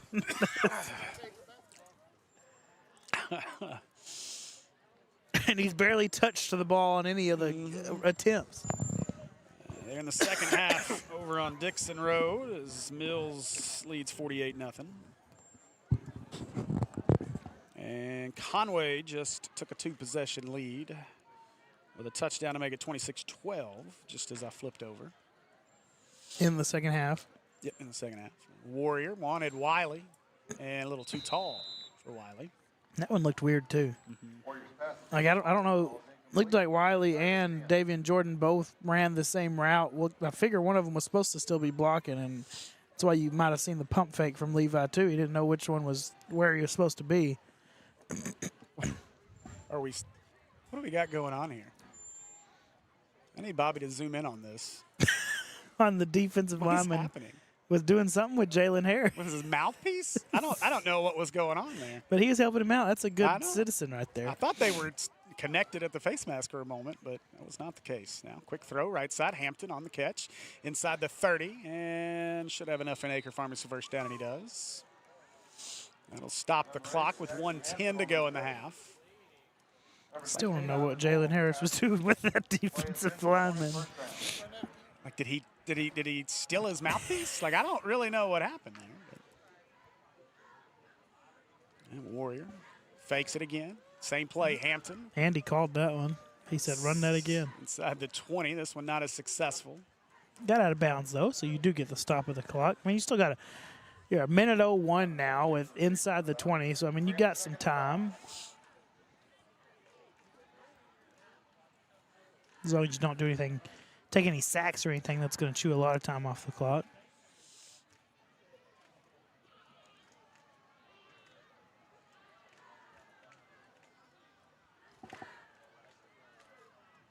So now Warrior move Henry to his left side. Takes it, they'll roll this one to the left. He's going back the other way, and they had he it was too. wide. If he's able to get that one off, there was nobody over there. They had two guys open, really. I mean, it was that Jordan over there as well. Jacob is the one standing at the goal line, just couldn't get the ball to him. So you had the right, I mean, you had it drawn up like you wanted. He just had too much pressure on the backside, and he just got hit, wasn't able to get anything on it. So 3rd down and 5.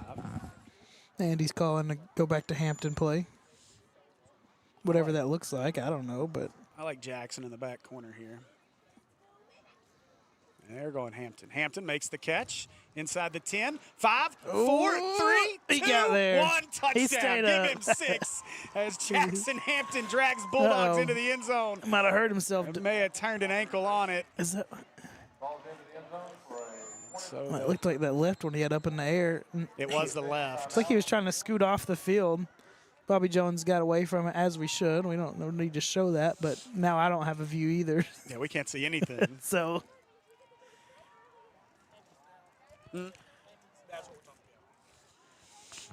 So we'll await and hope that Jackson is able to come off the field under his own power. We saw him that little bit of what looked to be a back issue Earlier, that one looked like it was a left ankle that he had kind of sticking up in the air as he crawled off the field.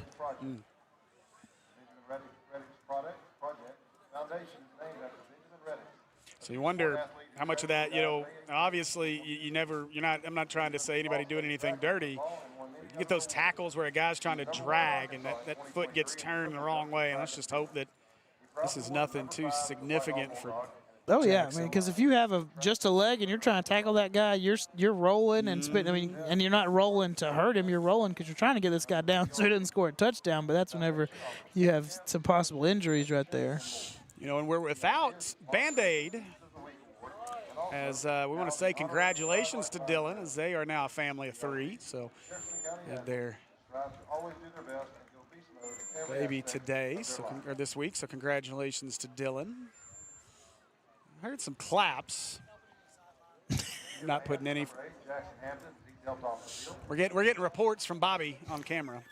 Our one guy that has a view. Yeah, yeah, you can follow him. Oh, there you go. Oh, Yeah, no. That is not good. And he is not trying to put any weight. He is in a extreme amount of pain. Play resumes. The Hornets line up. Oh. Point conversion. That doesn't look good either. So let's hope Jackson is going to be all right as the Hornet offense stays on the field after the touchdown. So our Kids Being Kids Therapy 2-point conversion try. This might have been the longest 2 minutes of my life. It's been the longest first half in a long time. They'll hand it away. No. Oh, ball's out. And it's still, you can't return it. And so Kids Being Kids Therapy 2-point conversion is no good. And Now, if we score on that first possession of the next half, it's a very important 2-point conversion. I'm not real sure why you go for 2 there. Moran has been nearly automatic. I mean, I know the last one there was some issues with They've been scary. exchange, but he's still getting them through. And so a little surprised you don't just kick the extra point there. Now you wonder what Whitehall's going to do when you kick it off to them. Do they have stuff in their playbook to go 49 seconds the length of the field with no timeouts? Or Well, and you got to wonder, too, is Golden going to come back out? Do you have a quarterback that you trust right now? We apologize for all the coughing tonight. Yeah, It's that time of year. We're both doing it. Oh, no, you're good. You're good. The Scarecrow's making sure she's good. Yeah, we got plenty of others. Y'all are good. We got view here. I love it. We have multiple. I guess all of our flags are scarecrows tonight. Color guard, I believe, is the technical term. That is. Yeah, my wife would slap you. She was color guard. I got it right. Just give me a second. They finally get a guy on the field, and that went off the hands, and now. Oh, man. These kicks have definitely been an adventure. At least they're getting on top of it and not trying to scoop it up and run. Defense on the field, 36 seconds. Whitehall's got one 47 timeout. seconds. Or 47. Sorry, don't trust Andy. Sorry. Officially 47 seconds. There you go. It's correct now. That was quick. I mean, you hammered that. That was good. I mean, I give you credit. That was impressive. Oh, boy, Sylvan Hills at the half. Down 2 touchdowns, 28-14 to Jonesboro. Things are going awry across some of our network channels tonight. Thankfully, our Hornets, after an inauspicious start, have now kind of settled in here. Us and Mills are holding down our side, our part of the bargain. It's the Dixon Road, or it's the I-5. Whatever. You don't even know what you're saying. I don't either. It's the interstate something. Yeah, what is this? This road that we drove down. We keep changing them so much. The road that we had to drive on to get here, it's that one that is, yes. Golden is back out there, but they're just going to run it, it looks like. They do. A couple of handoffs up the middle. When's the last time you saw the hurry-up dead tee? Exactly what I was thinking. Like, surely they're going to throw on this one. Nope. Hurry-up dead tee, just hoping they can get one to pop in the last 30 seconds of the game, of the half. Golden said, hey, come on, Coach, let's go for it. And Coach Patton said, no, we're going to go to the locker room. I say they got 5 seconds. They ain't going to get it to play in. No, they're not going to get it in. No, but I've seen enough of Patton to know that's it. And that'll do it for our first half of play. And after a half, your Hornets lead this one 41-14. And we will be back with more Hornet football in just a few minutes here on the Maumelle Sports Network, brought to you by Natural State Sports. Score's not right. Looking to upgrade your space with quality American-made products? Look no further than Eagles Flooring and Cabinets. It's our Made in the USA sale, where you can save big with up to 50% off store-wide. But that's not all. Enjoy no interest for 36 months. We'll even pay your sales tax. Install before the holidays at Eagles Flooring and Cabinets, where we make it beautiful for less. My name is Brandon Aker. I'm the owner and pharmacist here at Aker Family Pharmacy in Maumelle. So here in our pharmacy, we like to focus on a hyper-personalized relationship with our patients, and that continues into our service sets. So we offer free delivery, curbside vaccinations, as well as custom compounded medications, including extended hours as well. I think you don't know the level of intimacy that you're going to get with your patients until you really get in it, and I can't imagine doing anything else.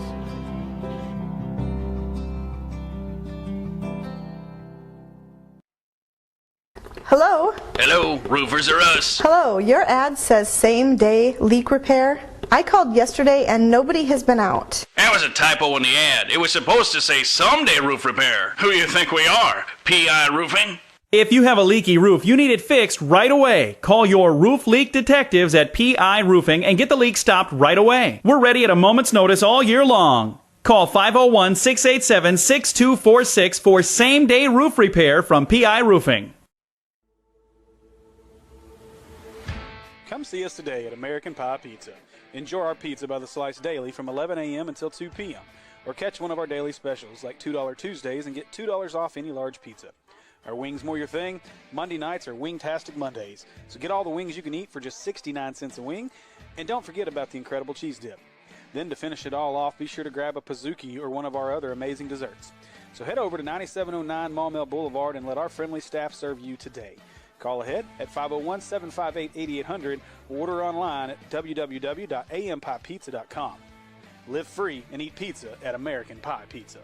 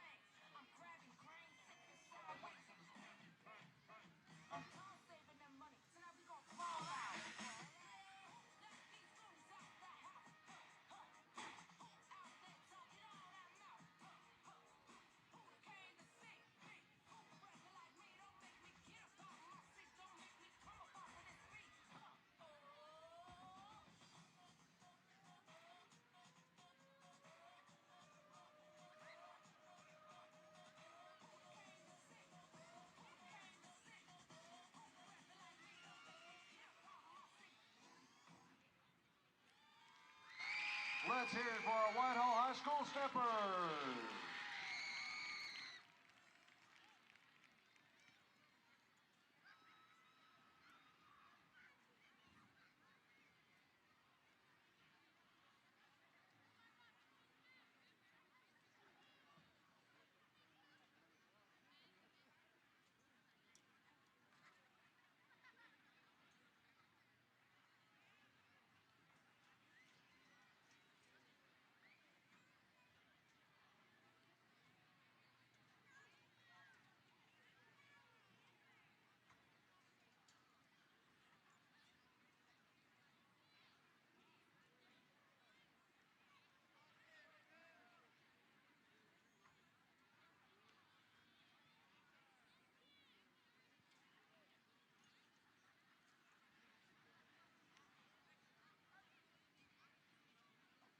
Ladies and gentlemen, set sail with the pride of Whitehall, the Whitehall High School Bulldog Band. Led by drum majors Brylan Baker, Aubrey Lee, and Gabby Hassan. And under the direction of Mr. Cameron Willis, Krista Haynes, and Kelsey Hicks, the Bulldogs invite you on a bold musical voyage. Their 2025 field show, Uncharted, dives into a world of exploration and nautical adventure. Drum majors, is your band ready?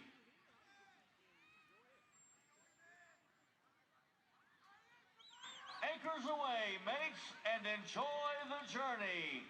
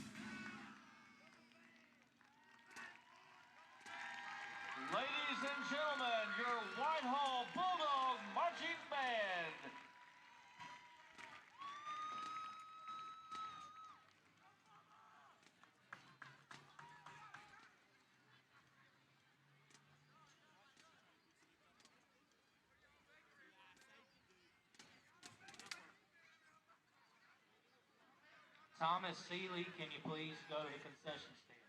Thomas Seeley, please go to the concession stand. Thank you.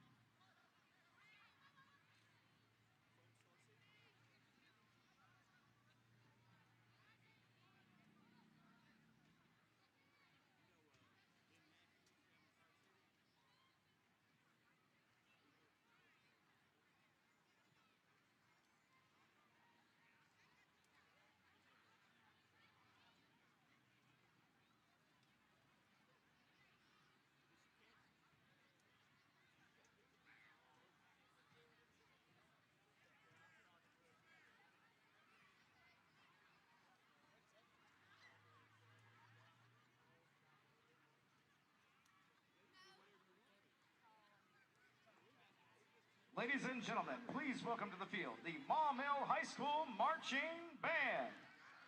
Their show this season is entitled If I Only, featuring the music of Radiohead and Pink Floyd. The Maumelle Marching Band starts their journey to the land of Oz through the eyes of the Scarecrow. Drum Major Austin Kutchin, is your band ready?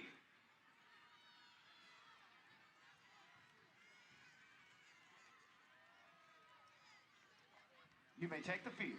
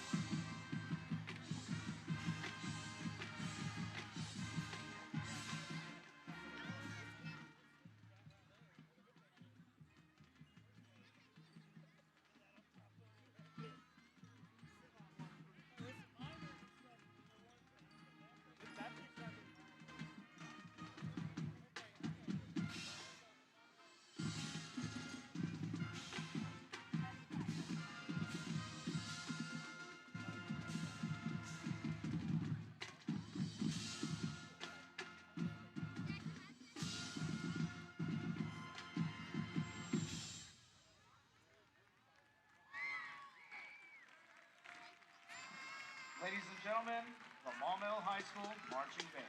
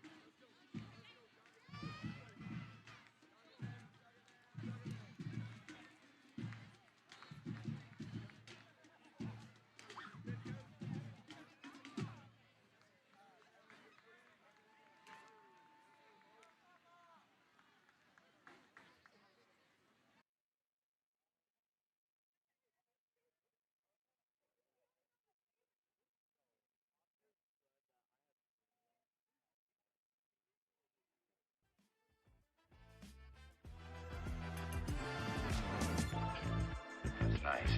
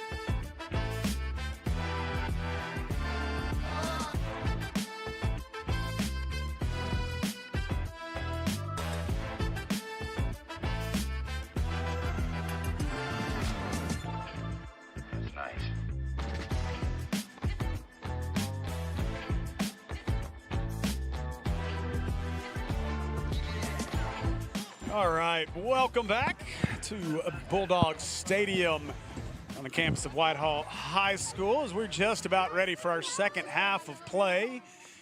Hornets leading this one 41-14. And Tyler, was is weird first half, maybe a good way to put it. It was just a little off, it felt like, in that first half. Just didn't, I don't know what went on half the time. There's all kinds of different stuff. I don't know. There's a lot of penalties, a lot of weird plays, especially in the first quarter. Just to start the game, you had the kickoff return for the touchdown by Whitehall, and then we go down and score. But then Whitehall's offense makes it look like they're going to do some stuff against us on that first possession, drives down the field very quickly, and then just has stalled out, and they hadn't done anything since. So stats in that first half, thanks to Mr. Jim Ashley. 15 first downs for the Hornets. Bulldogs just 5 first downs, 2 rushing, 1 passing, 2 through the PI roofing penalty category. 19 rushes in that first half for Whitehall, and a net of 69 yards.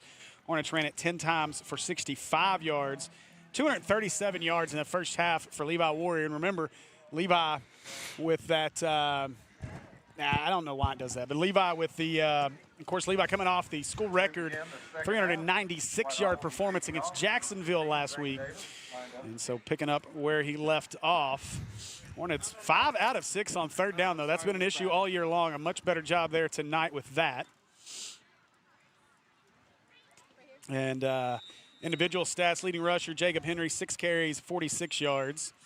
As our Ackles kickoff will be, oh boy. Oof. And fortunate there as the Hornets pick it up. I'm glad they both stood back up after that, too. Yeah. Kickoffs have been a trip so far today. It's crazy. You know, you might as well just onside kick it every time. I mean, you're not kicking it deep. It seemed to be afraid to kick it. Both teams don't want to kick it deep. And at this point, why not just onside kick it and give yourself see what a better happens. Chance to return it or get it recovered, yeah. Levi, 16 of 23 for 237 and 4 touchdowns in that first half. Jacob Henry leading the way on the ground, also leading the way through the air. 1 catch, 60 yards. That's not correct. How do you score that, actually, on the hook and lateral to him? Because he didn't catch it. It's a rush, I guess. I don't know. I'm not real sure. Jim has it scored as a catch for 60 yards and a touchdown. I'm not going to argue with him. Well, Jordan, 5 for 57. I don't know. I don't know what. Yep, I don't know. My goodness. And a PI roofing penalty. Shocking to no one to start our second half. I mean, it stays on brand. And now we will wait for our the discussion. They have microphones, too. I mean, they're talking. Yeah. And yet they still got to go meet and have an additional conversation. And it will be a false start. So did get to go. Jackson Hampton never even went to the locker room at halftime. It was a pretty gnarly turned ankle. So he's standing up right now, though. I don't know that we'll see him back in, but I mean it's a good sign he's standing up and he's putting some weight on it. So yeah, he didn't want to put much on it. I was over there talking to him. He was not in good spirits. A little roundabout motion is Wiley with room. Wiley going to be wrapped up and taken down, but not before he picks up enough for an Acre Pharmacy first down. He almost squeezed right through those 2 tacklers. I ended up bringing him down. That's close right there to breaking that one all the way. I'm glad that there wasn't a penalty on that run. I feel like every time he's broke a little run today, he's had it called back. Xavier Wallace, the leading rusher for Whitehall, 10 carries, 56 yards. Wyatt Golden, 3 of 7 for 39 yards and an interception in that first half. Warrior fakes it, throws it. Wiley with the catch. And he'll be drugged down after a short gain. Good tackle right there. I'll tell you what's at stake here is all of a sudden, if things hold up in Searcy, we are, instead of a 3-way tie for first, we'll be in a 2-way tie with the team we'll face at home next week in the Searcy. Oh, I got volume, my bad. Either way, it'll be a 2-way tie. It's just, is it going to be a 2-way tie with the team we play next week or the team we play the week after? But so far, Robinson has not looked like the typical Robinson we've seen this year. I'm waiting on the Searcy broadcast to put a score bug up. Big run here. And trying to drag folks, and finally taken down at the 22 is Jacob Henry, and that'll be an Acre Pharmacy first down for the Hornets. Yeah, a lot of good blocking right there just from the start of that run. Some couple of good cuts to get north, make a couple guys miss, and good run by Jacob Henry. Set up really well by his blockers. Robinson punting. I still don't have a score bug up, though, so I can't tell you a score yet. They want you to guess. Here it comes. There it is, 23-10. And so they did score something after. 8-16 in the third. Now to the right side. This one caught by Jackson. And Jackson goes nowhere on the play. Maybe a yard. A lot of Bulldogs right there to bring him down pretty quickly. Tackle made by 16, Ivan Moore, and 0, Wesley Center. Gain of 1 on the play. Brings up 2nd and 9. At least the results are not the same this time as they were when we were sideline broadcasting the last time. Yeah, they're going the other direction, which is nice. We'll take a look at some scores from the 5A South here in a few minutes as well. This one over the middle. Oh, Jordan tip-picked. Off the hands of Davian Jordan, intercepted. Oh, what a tackle. It gets him down. As that was big 75 Keegan Deals. And Deals is a guy that Coach was talking about in our coaches show that you didn't get to see. But that was a frustration tackle out of Deals there. Oh, yeah, and that's bad. He just threw the ball a little bit high and it got tipped. Then you have, your tip drill. Oftentimes you get a lot of interceptions off those balls tipped across the middle, and it just fell right into that defensive back's hands, and that slows down your chance at getting to that sportsmanship roll at the start of this half. I feel like we're going to get to it. Sandman with his pick 6 that I'm begging for. It's happening right here. You need it to happen in the fourth quarter to where you don't have to run as far. This is true. Ball is loose. Golden picks it up, and now he just throws it up, and nice catch there on the sideline. Is that Mop? It was. All right. Okay, here we go. No. We can't bring. Got to make sure that does not get brought up in the pregame show next week. Well, you should have seen him in pregame before you guys got here when I was setting it up. Him and Junior were out there. They were trying to pin punts down inside the 5. Okay. Coffin corners. Yeah, they were getting it done now. I give him credit. He was the punter, and Junior was the gunner, and he was getting down there and downing them inside the 5. So now he shows off the hands. Is there anything Coach can't do? I'm sure there's something. Golden throwing left side, caught, and going to be drugged down as that's number 11. Probably should have a roster in front of me. Kel McIntyre. Hey, thanks, Mr. PA guy. He's going to be quicker than we are. 13, Chad Mayweather. Gain of 7 on the play, brings up 3rd and 3. So 3rd down and 3 after the turnover.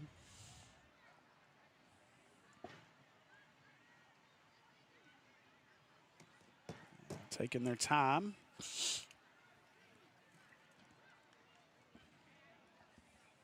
Now motion is Golden.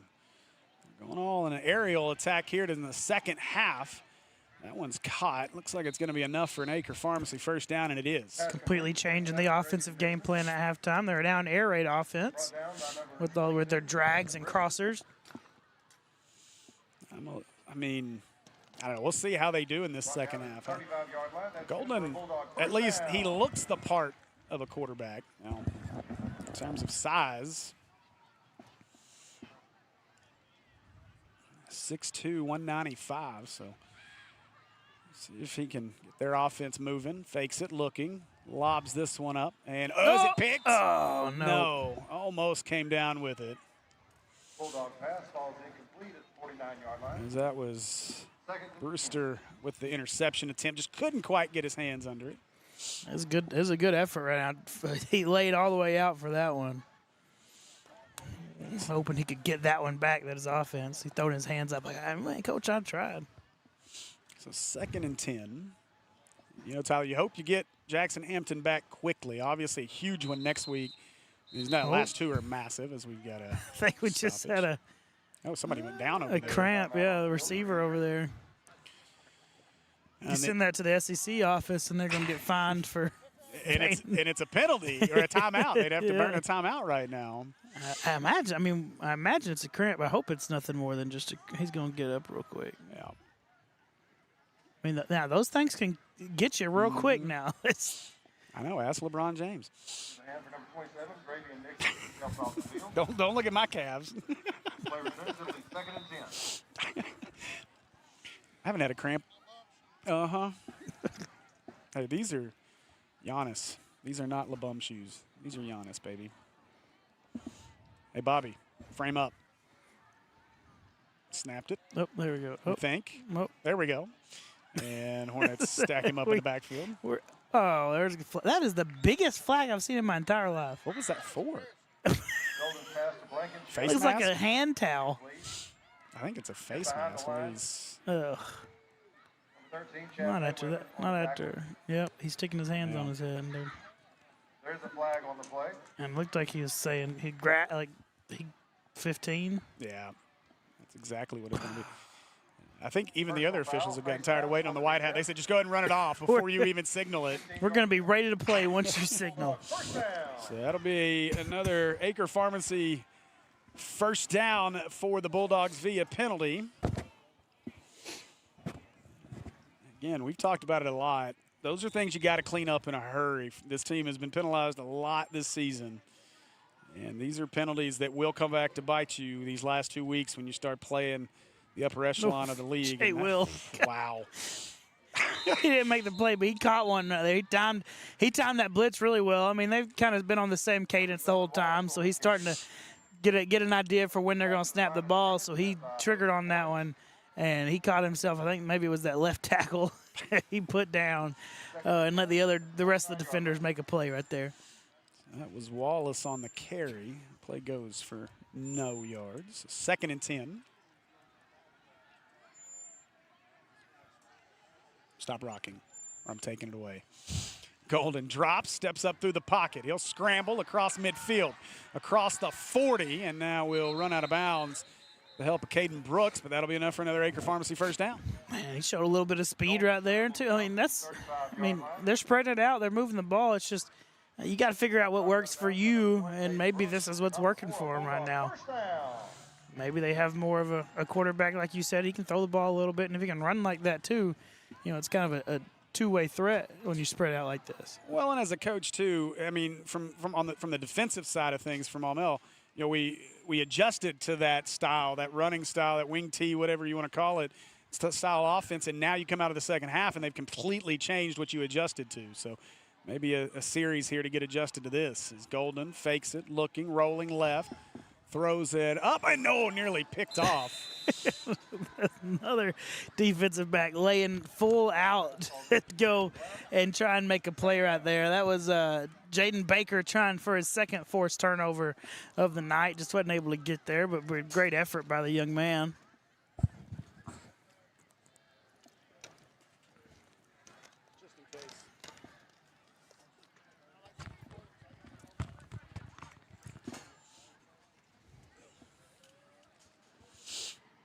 Second down, or no, first down.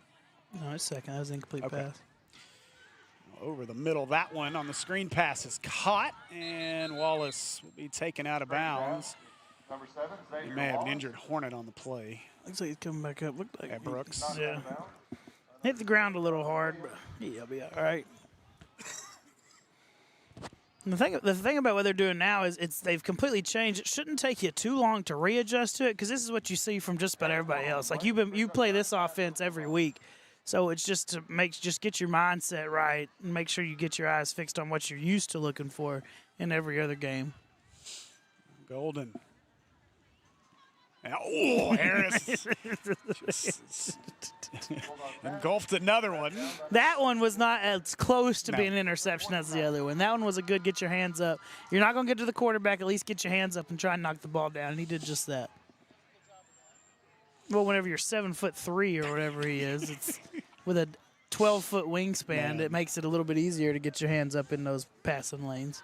And Coach Hall ready to get him on the basketball court as soon as possible.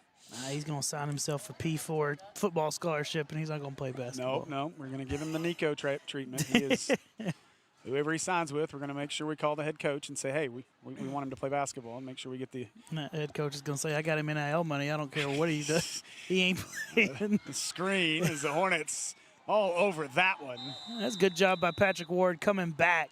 He kind of got fooled a little bit on the screen. He kept running for the quarterback to go try and get him. But once that ball was thrown, he changed direction. He came back, and he makes the tackle after falling for the screen a little bit right there. So good effort play right there by the young man.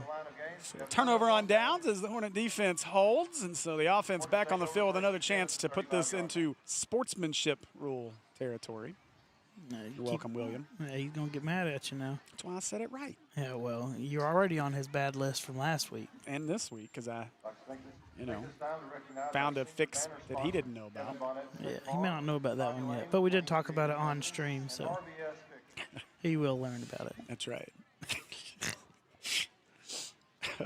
And I didn't get anybody in trouble last week. Thank you very much. Okay. Just because nobody got in trouble. I mean, one individual wanted to you get upset. yourself. No, you got yourself. You got scolded. I'll tell you. Will did scold you. I'll say that. Oh, yes, he did. He did say he did have a little comment, didn't he? You did get scolded by I Will. don't care. I ain't worried about him. Tackled by a host of Bulldogs. Just don't have. I don't know. I don't like how me and Jake also get pulled into it. You're the only ones who got named, and I promise you that's purpose because that man knows who I am. Because afterward, right after you said it, it cut it off. But I was like, and I'm talking about, this is what they should do offensively because it was after a good play for them offensively. Didn't even say anything about what you said. Oh man. Now Henry motions out to the left. They wanted the screen to Jackson. He makes the catch, looking for some room. Jackson makes a couple guys miss, gets to midfield where he's dumped. At 26 for Whitehall, he read that one, but he didn't get his eyes in the right place. He turned and he went north here. He went west and east right there and ran to the sideline, but he kept his eyes on Levi, so he never knew where the receiver was going to end up. If he gets his eyes to where the ball's going to get thrown, Jumpman may be getting peeled up off the turf right there. Thankfully, he was not. Yeah. See, it's analysis like that makes me fear that one day Tyler's just going to be back on the sideline. You are right. That PI roofing flag is huge. That looks like my kid's baby blanket. Lord have mercy. What is that thing? Bobby, we need a shot of that flag. Forget the white. Lord have mercy. Another offsides here. This one's. Wait, what? It gets lined up in the neutral zone. But how? Backs the ball up to the 45-yard line. What just happened? It was an offsides against the offense. We're lined up in the neutral zone. Okay.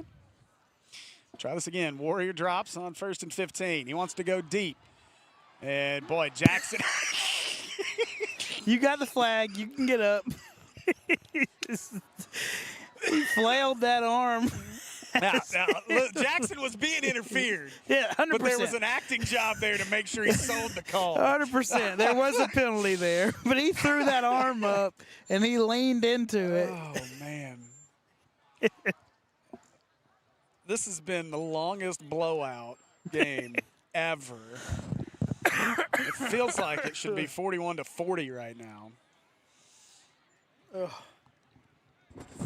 And there's still so much of a conversation. Like, what's the conversation? Pass interference, defense, and that's it, right? Yeah. Is that not? Pass interference called on the defense.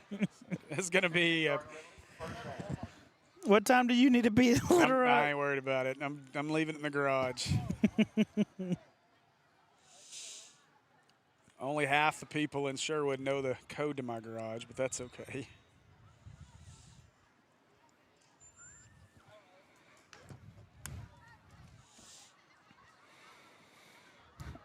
Now handed away, Henry, left side across the 30.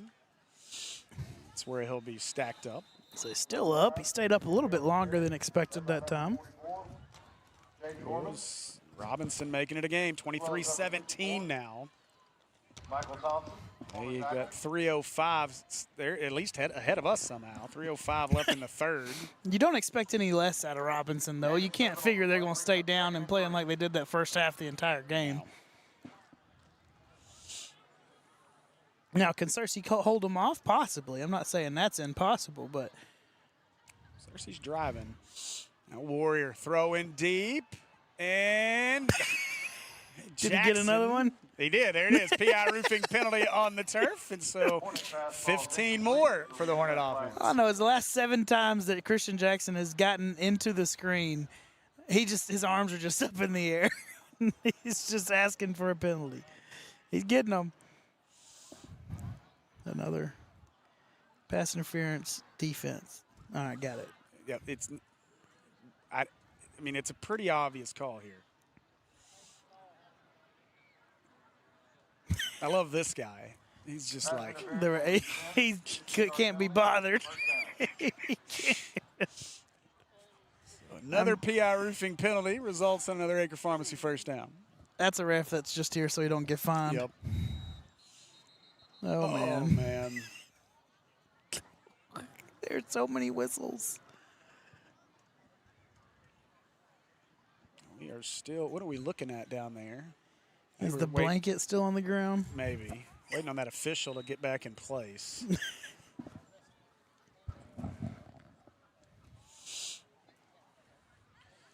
Now they'll hand it away. Kutoff with the carry down to the 16-yard line before he's slung down. Katoof. Hey, that's how we said it, buddy. Almost all of last year. I'm pretty sure. That's closer than the guy at Watson Chapel was. I'll give him that. I don't even. I don't even know what it was. I had to go tell him. Hey, no, that's so far off. He didn't even have those letters in his name, and you're saying them. I understand not knowing how to say it, but at least use the right letters. All right, clock running, 4:17. 2nd down and 8. Kutoff now to the left side of Warrior, and a PI roofing penalty. Snap infraction. Clinty's going to give himself a concussion, hitting himself on the head after that one. False start. Got that at call. Not really, but. See, that's a moment where I need Bobby Jones to just zoom in on Clinty. So he can see. So we can Look see at him his yelling face. at himself. Right. As you know, Clinty is definitely not happy with himself. Kutoff to the left side again. They'll try it again as they put Wiley in motion. Fake it to him. Throwing. Nope. Pumped it. Tricked us all. Warrior, good job tucking that ball in and takes a shot inside the 10 to the 7-yard line, and that'll be enough for an Acre Pharmacy first down, I believe. Which line? The 6 or the? I think we needed the 8. It got the 7. See if we can get Steve to 6-7 again. Oh, and it is a first down. So 1st and goal. The Acre Pharmacy first down. Hey, my favorite thing though is the fact that Will's child is now saying 6-7 for no reason. And it's driving him He did ask the entire group message why his kid was saying that now. Well, it's because he's grown up now. That's right. He's a Wait real till kid. what else he's going to say. Faked it. They wanted Wiley and right through the hands. As Wiley takes a little shot and at then the you end of the play. stepped over it. Where's the blanket at?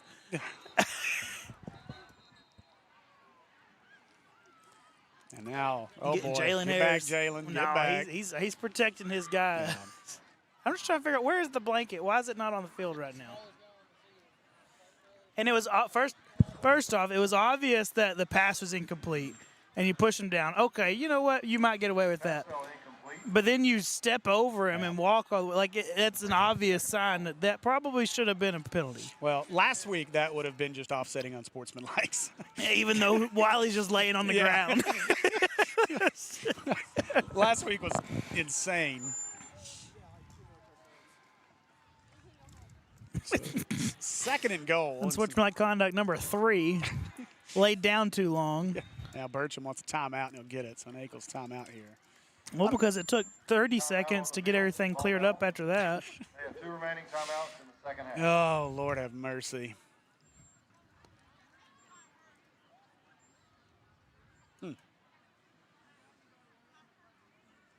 Conversation here. Let's make their way to the huddle for this timeout. And there's a lot of miscommunication coming back out after that penalty, or after the non-penalty, what we wanted to be a penalty there.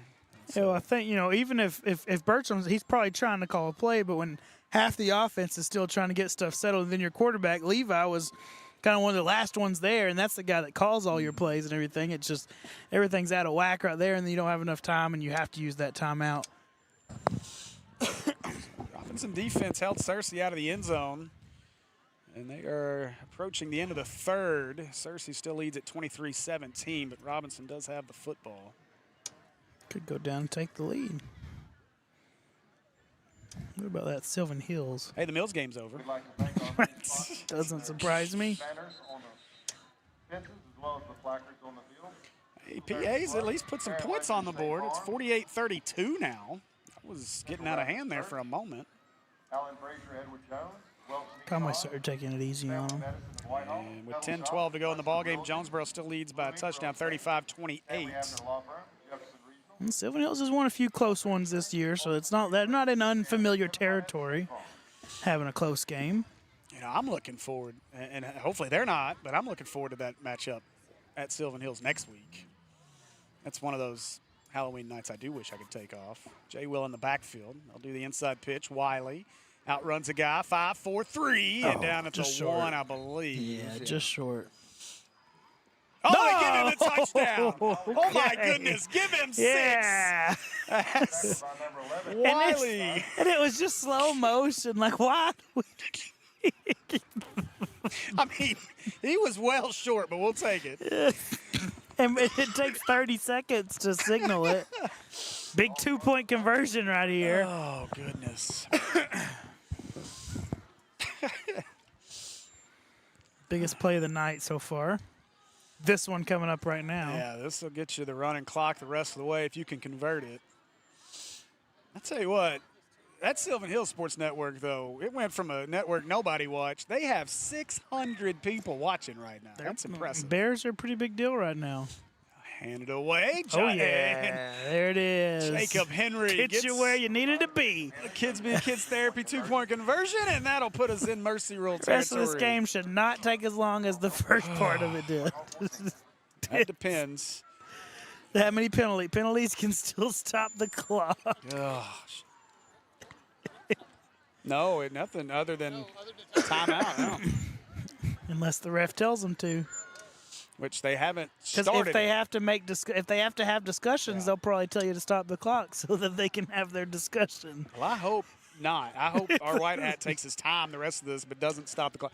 Should the clock not be running now, though? No, it's a running clock okay. once it starts again. Okay. It won't. Once it starts again, then it won't stop. Okay. All right. Well, I can promise you, I'm not making it to our storage facility. Trip might. But he needs all this. A Trip just takes the stuff home. So. Tell Trip to just go stand inside the gate and wait for you, and you can pass it over to him. The problem is there's another code to get inside the building to our unit. Oh, well. Yeah, we're out of luck. If it's got a code to the gate and a code to the building, why does it close? I guess so people don't live there. I don't know. I bet you people still do. I'm sure. They just have to get there before it closes. I've hung out there till right at 10 a few times getting some stuff done. And so Moran for our Ackles kickoff. And the person that was working there waiting for you to leave hates you. They actually leave at like 6. They're not even there. What? I don't know. The gates do shut down. Like you can't get through the gate. Yeah, after then I promise you people live there. What are we doing? Just giving the ball back. It's the fastest moving ref I saw all night. Yeah, but the clock's not running still. Can we please kick this? Moran, just do it. Just go. No doubt. Let's see what kind of kick we get this time. And a little squibber. Takes a nice hop. And nope. Had some Christian Jackson legs there. What is he doing? I don't know. Maybe he's mad at himself for not returning it, I think. Not I think real he's sure. kicking the ground. Okay, can we have our football back? There we go. Now the clock is running. In case anybody was wondering. Keep rolling here. And Whitehall stands have emptied pretty quickly. Yeah, I got some substitutes in there now. 71. Oh, you might want. Devin Morgan. Okay. Ball marked at the 35-yard line where the Bulldogs will take over first. I don't see that might be the only one. Yeah, I think that is the only. Wait. Oh, no, that's Bill's still out there. That was 55. Yeah. Why haven't they? It started now. Oh, well, it don't matter. But the game clock's running. They can take as long as they want to start the play clock now. I think White Hat just woke up. Maybe past time to go to sleep. I think so. He's out there working hard, though.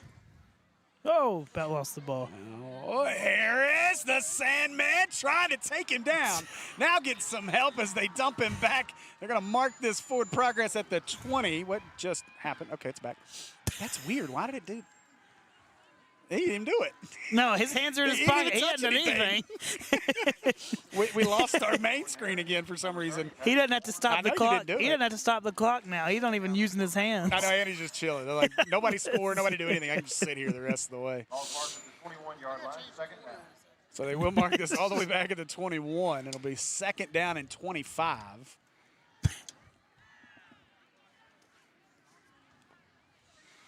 Another sack. And Ward. Jacavian Eason, 51, another name we hadn't called much of. See Eason get excited, rightfully so, and now Wyatt has to be taken from the turf there by one of his linemen. It's interesting that because they were spread it out like this last possession, and we didn't really get any pressure on the quarterback. Now we've got a couple of the backups in, and we've got 2 sacks in a row. It's that adjustment, man. They needed a series. Now they got it. So 3rd and 28. Golden just going to chuck it. Looking There's a deep, Hornet there. And it's like a punt. Henry with the interception. Oh. And now Jacob will go down at the 45-yard line. And Jacob Henry, 2 picks last week. He had 4 touchdowns, another interception for the Dartmouth commit. Tell you what, he's had a couple of interceptions the past couple of weeks where he just stands there and waits for it to get to him. Yeah, that first one against Jacksonville last week, that ball, he just lofted, same situation, just lofted it up there. That one was just like a punt. So I would assume, actually, we're going to see the freshman. Wonder if they played their last game this week. Yeah, that's Evan Wallace taking the field. So the freshman on the field for the Hornets. I know our junior high, they've got one more game left. Conway Junior High does, but they could have very well finished their season last week. Have him zoom in on Wallace. 18. And then there we go. That'll do it for our 3rd quarter of play. So Hornets let the clock run out, and after 3, Hornets lead this one 49-14, and it is it's been a weird one, but Hornets are doing what we needed to do in this one, getting set up for this final 2-week run, and now you get to see a lot of backups get out there and play for this final 12 minutes. It's been weird, but we've now gotten to where we needed to be, and we're going to have some running clock now here in the 4th, and they get to ride off into the sunset until next week where the real game starts, and I'm sure we'll know, I'm sure, about close to the end of our game if we'll be playing the team we're tied for first with in the conference, or if we're playing the team that's in 3rd, technically, I guess, since you have 2 teams that'll be tied for first. 8:07 to go in Jonesboro. Sylvan Hills just tied it up 35-35. There you go, Bears. Sylvan Hills hanging around. Conway looks to put that one out of reach as they look to score up by 16, 48-32. And a check of things. In Searcy. Robinson has taken the lead with 11 minutes to go in the ballgame, 24-23. And now first play of the night for Evan Wallace. He was stumbling the whole time on that one. And we got to look at Evan in the benefit game against Mills. And the one thing that I took away from it is obviously a very quick, very athletic. He's got a very strong arm. I've watched a little bit of the 9th grade team play. He's been an impressive piece. We'll see what happens as I don't know what you're laughing at, but what are we doing, Bobby? Bobby, frame up. I don't need it zoomed in now. He's trying to get him on him, but we're struggling to figure out who he wanted it on. So I was just watching there go Q-Top, and we know he's fast now. Oh, he laid some contact there, too. Why are we jumping on his legs? We know Q-Top's got some speed now. Give him some space, and it's dangerous. I was just watching the show as we were working the camera there. Oh, man. Hey, Bobby's done a great job for us. We've been impressed with what he's been able to do for us. We'll see where we land him at for basketball season. And Wallace, first pass. That one complete across the 40 and down to the 37-yard line. Montavious Brooks, number 24 right there. I saw a little bit of Brooks against Jacksonville last week, catching some passes. And now we need to see some nice Mooney on the field here. Mooney gets some offensive work, maybe not just blocking now, maybe throw the ball. Let's give Mooney a little catch right here. I know Coach Maupin, he's a Mooney fan. He's talked about him a couple of times, I think, in pregame shows. Now they'll try to figure out where to put Q-Top. That's 2, yeah. And they didn't call it, I don't think. No, it should have been. I'm cutting back the other way, looking for some space inside the 30. the 20. Here comes your computer. Finally pushed down at the 10-yard line, and we may need to change our location here. he was coming for you. To be honest, I forgot for a moment. You forgot they were running I right was like, oh, towards wait, you. we're down here on the sideline.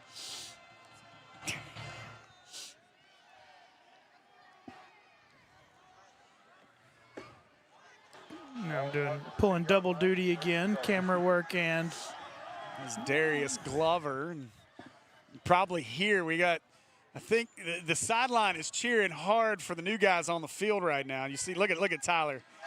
I may have to pay him double now. yeah, you do. There's Now Wallace hands it away. Up the middle, give him 6. Cutes off with 6. And the Hornets extend the lead to 55-14. Did he just throw a penalty on the up? Oh, he didn't give him the ball. He threw a penalty because he didn't give him the ball. Really? So a PI roofing penalty. The touchdown's going to stand, and the blanket's on the turf.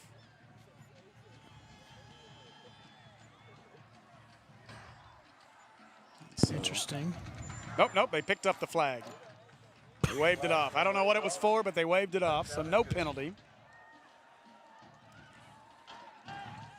And now they'll go for 2. So Kutoff with the score.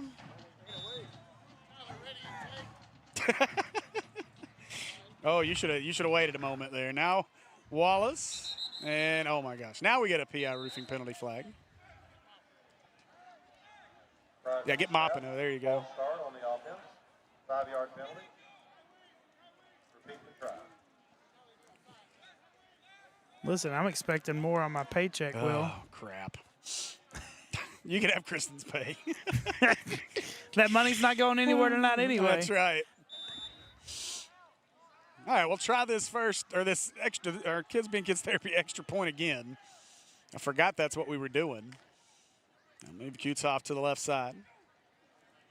Come this way. Come this way. Wallace over the middle, a little too much on it.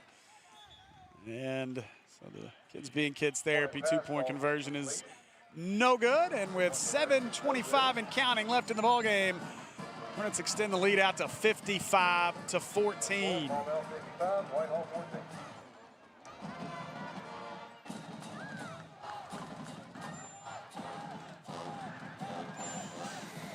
And that clock's still just a ticking. Keep on ticking. As we are 7 minutes away from a date back at home for senior night against the Searcy Lions, who have taken the lead back over Robinson 29-24. They still got a little while left over there. They got a ways to go. They're going to be there for a bit. And I wouldn't be surprised if they're trading scores for a little bit, too. And we may pass those guys on our. That's the plan. By the time I get into Sherwood, they should be coming this direction. Who are they going to kick it to this time? Kick it deep. They're not going to do that. Redeem yourself for the opening kickoff. Made that mistake once. Not going to happen again. Jonesboro has retaken the lead over Sylvan Hills 42-35 with 5:22 to go. Somehow they have a 7-point game, and they're further along than we are. Nah, well, not much longer they won't be. We'll be past them by the time Whitehall runs their first offensive play Yes. right here. Our Eccles kickoff. They do kind of boot it a little deeper this time. Be returnable. And not returnable anymore. Going to be dumped down inside the 20. Forward progress is going to be marked at the 20. This says 27 is Samarion Barnett. And I don't know, this is an old one, so there may be a different 27 on the updated, because it could be a 9th grader for all we know, so because it seems like they're playing this week. I'll find out for sure here.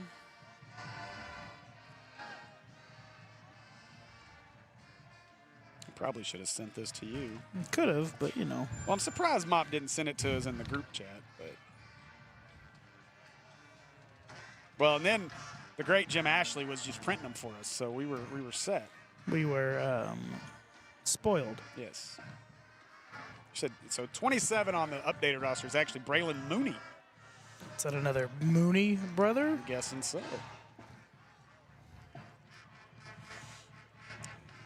But now they still got Golden out there, Whitehall. They hand that one away up the middle. I want to see Martellus Wilburn, because he's listed at 5 foot, 102 pounds. Oh, yes. What number are we looking for? Let's see. He would be number 29. Might be the shortest wide receiver in the history of Hornet football. He's got time to grow now. He does. Motion here. They'll hand it away to Wallace up the middle. I'll tell you, Tyler, I know we adjusted to it, obviously, with the big sacks on that last year. I like this Whitehall team in this more spread, more conventional style offense. They had some success with it that one drive. Obviously, they couldn't block it very well the second drive, but, I just feel like that gives them a little better opportunity to move the football. Everything is always based off your personnel. What's your personnel going to do the best in? And they've got a couple of backs and all that are good with it spread out right there. And if you give them a little bit of room to work, they can be a little bit more successful, so it seemed. The blanket's out again because we had 12 guys on the field. Yeah, a lot of confusion back and forth here is trying to get some young guys in. Obviously, the 9th grade getting their opportunities out there. Good to see those guys, though. That's obviously the future of this program. And, that was one of the fun things with Maupin during media days earlier back in July. This is his first official full class since he's been here. And so he's really getting to see some guys that have come through the program from day one. And you go back to all the talk last media days, a year ago, when was it Batesville or Southside's coach said we had 74 transfers come in, and that was the big talk of media days. And then this year, a lot more settled as we came into the year. Not as many. We had some guys obviously leave that are doing things at other schools, but this is the core of what Coach Maupin was wanting to build from year one, and you're starting to see that kind of take shape here. Oh yeah, it takes time with any program. Doesn't matter who you are. Takes time to kind of get your guys that know your system and everything, and I know he's glad to be at that point now. Golden running for his life and tosses that one somewhere, anywhere. Incomplete, I believe. Pretty far out of bounds, I think, is what it ended up looking like. And maybe that's part of why they don't go to this spread style. Golden, maybe this team just a lot better in run blocking than they are pass blocking. That's a very good possibility. There are a lot of offensive lines that are pretty good at one thing and not very good at another. And you go back to when Coach Maupin took over, when Coach Horton decided to step away and just focus on athletic director. You're coming off the year of you lost Andrew Chambley and Nico Davier out of that class, such a talented class. Roderick Watts, Weston Pierce, you had so many guys. And you roll in, and then you come out, and now we're starting a sophomore. Weston, a tough year, that final year that he had, just didn't have all the weapons. Golden looking for a weapon as he throws this one deep, and that one caught. Nice concentration down there by the Bulldog receiver. Let's see, number 11, and that was a good adjustment down there as McIntyre. well. A really good adjustment off of the throw. It was put in a good spot to where McIntyre, since his eyes were back in the backfield, he was able to make that adjustment and made it a pretty good catch right there. Yeah, now we've seen these guys. We had Andrew Bjork out there.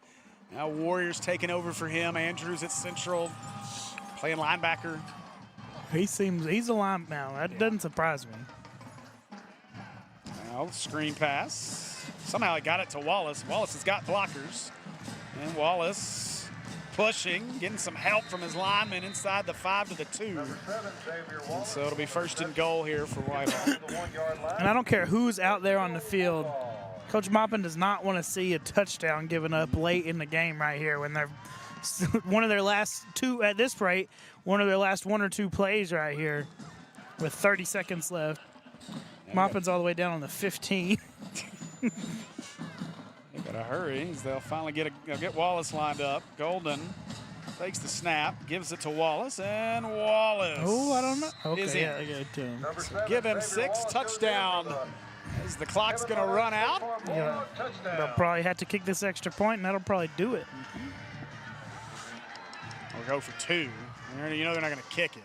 Yeah, well, whatever you want to do, it's over. So 0's on the clock. And what? Why? I guess they already had it loaded, so they had to do it at 0, maybe? I don't know. Oh, they're not even going to do the conversion. They said it's over. Your I think points don't technically count. you're supposed to, but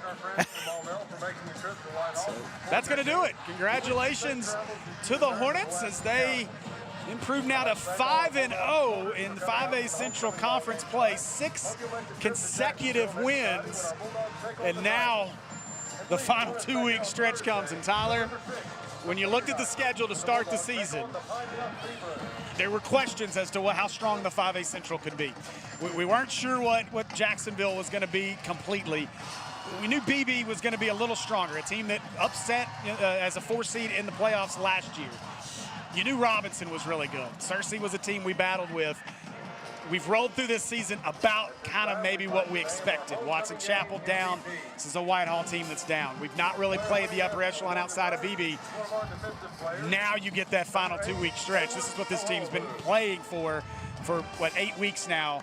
Now you get that opportunity. This is going to be a big 2-week finish. Yeah, this is what this schedule we've known it's going to build itself up to this entire year, these last 2 weeks, and it's last 3 weeks for just these 3 main teams that we expected to be at the top with Maumelle, Searcy, and Robinson, and they've still got a battle going on for that tie for first place right now, but it's a big last 3 weeks for the 5A Central to really play out those 1 through 3 seeds. Something just happened at that game. Watching the Sylvan Hills-Jonesboro game, Sylvan Hills had scored to make it 42-41 and went for 2, and the ball was tipped, and so with 2:46 left to go, Jonesboro leads that one 42-41. So going to need some help in that one, and then let's jump over here as Robinson has answered. They've still got 8:25 to go in that one. Robinson leads it 32-29, but it is 4th down and 13. I'm assuming Robinson will be punting. So we're going to have to wait a bit for that one to end. You'll have to jump over.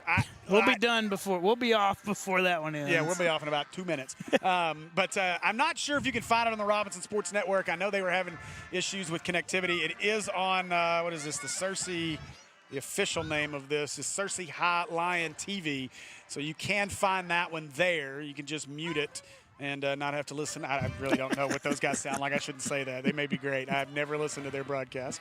But so that one's still going. Mills has won. Funny story on that one. Trip Keeter texted me earlier and said, Cabo told me not to call in tonight unless something crazy happens. And so he just texted me and said, yeah, I'm not calling. That was stupid. So I haven't even seen the final score, but I believe it's somewhere in the 60-0 range. Beautiful. Yeah, so.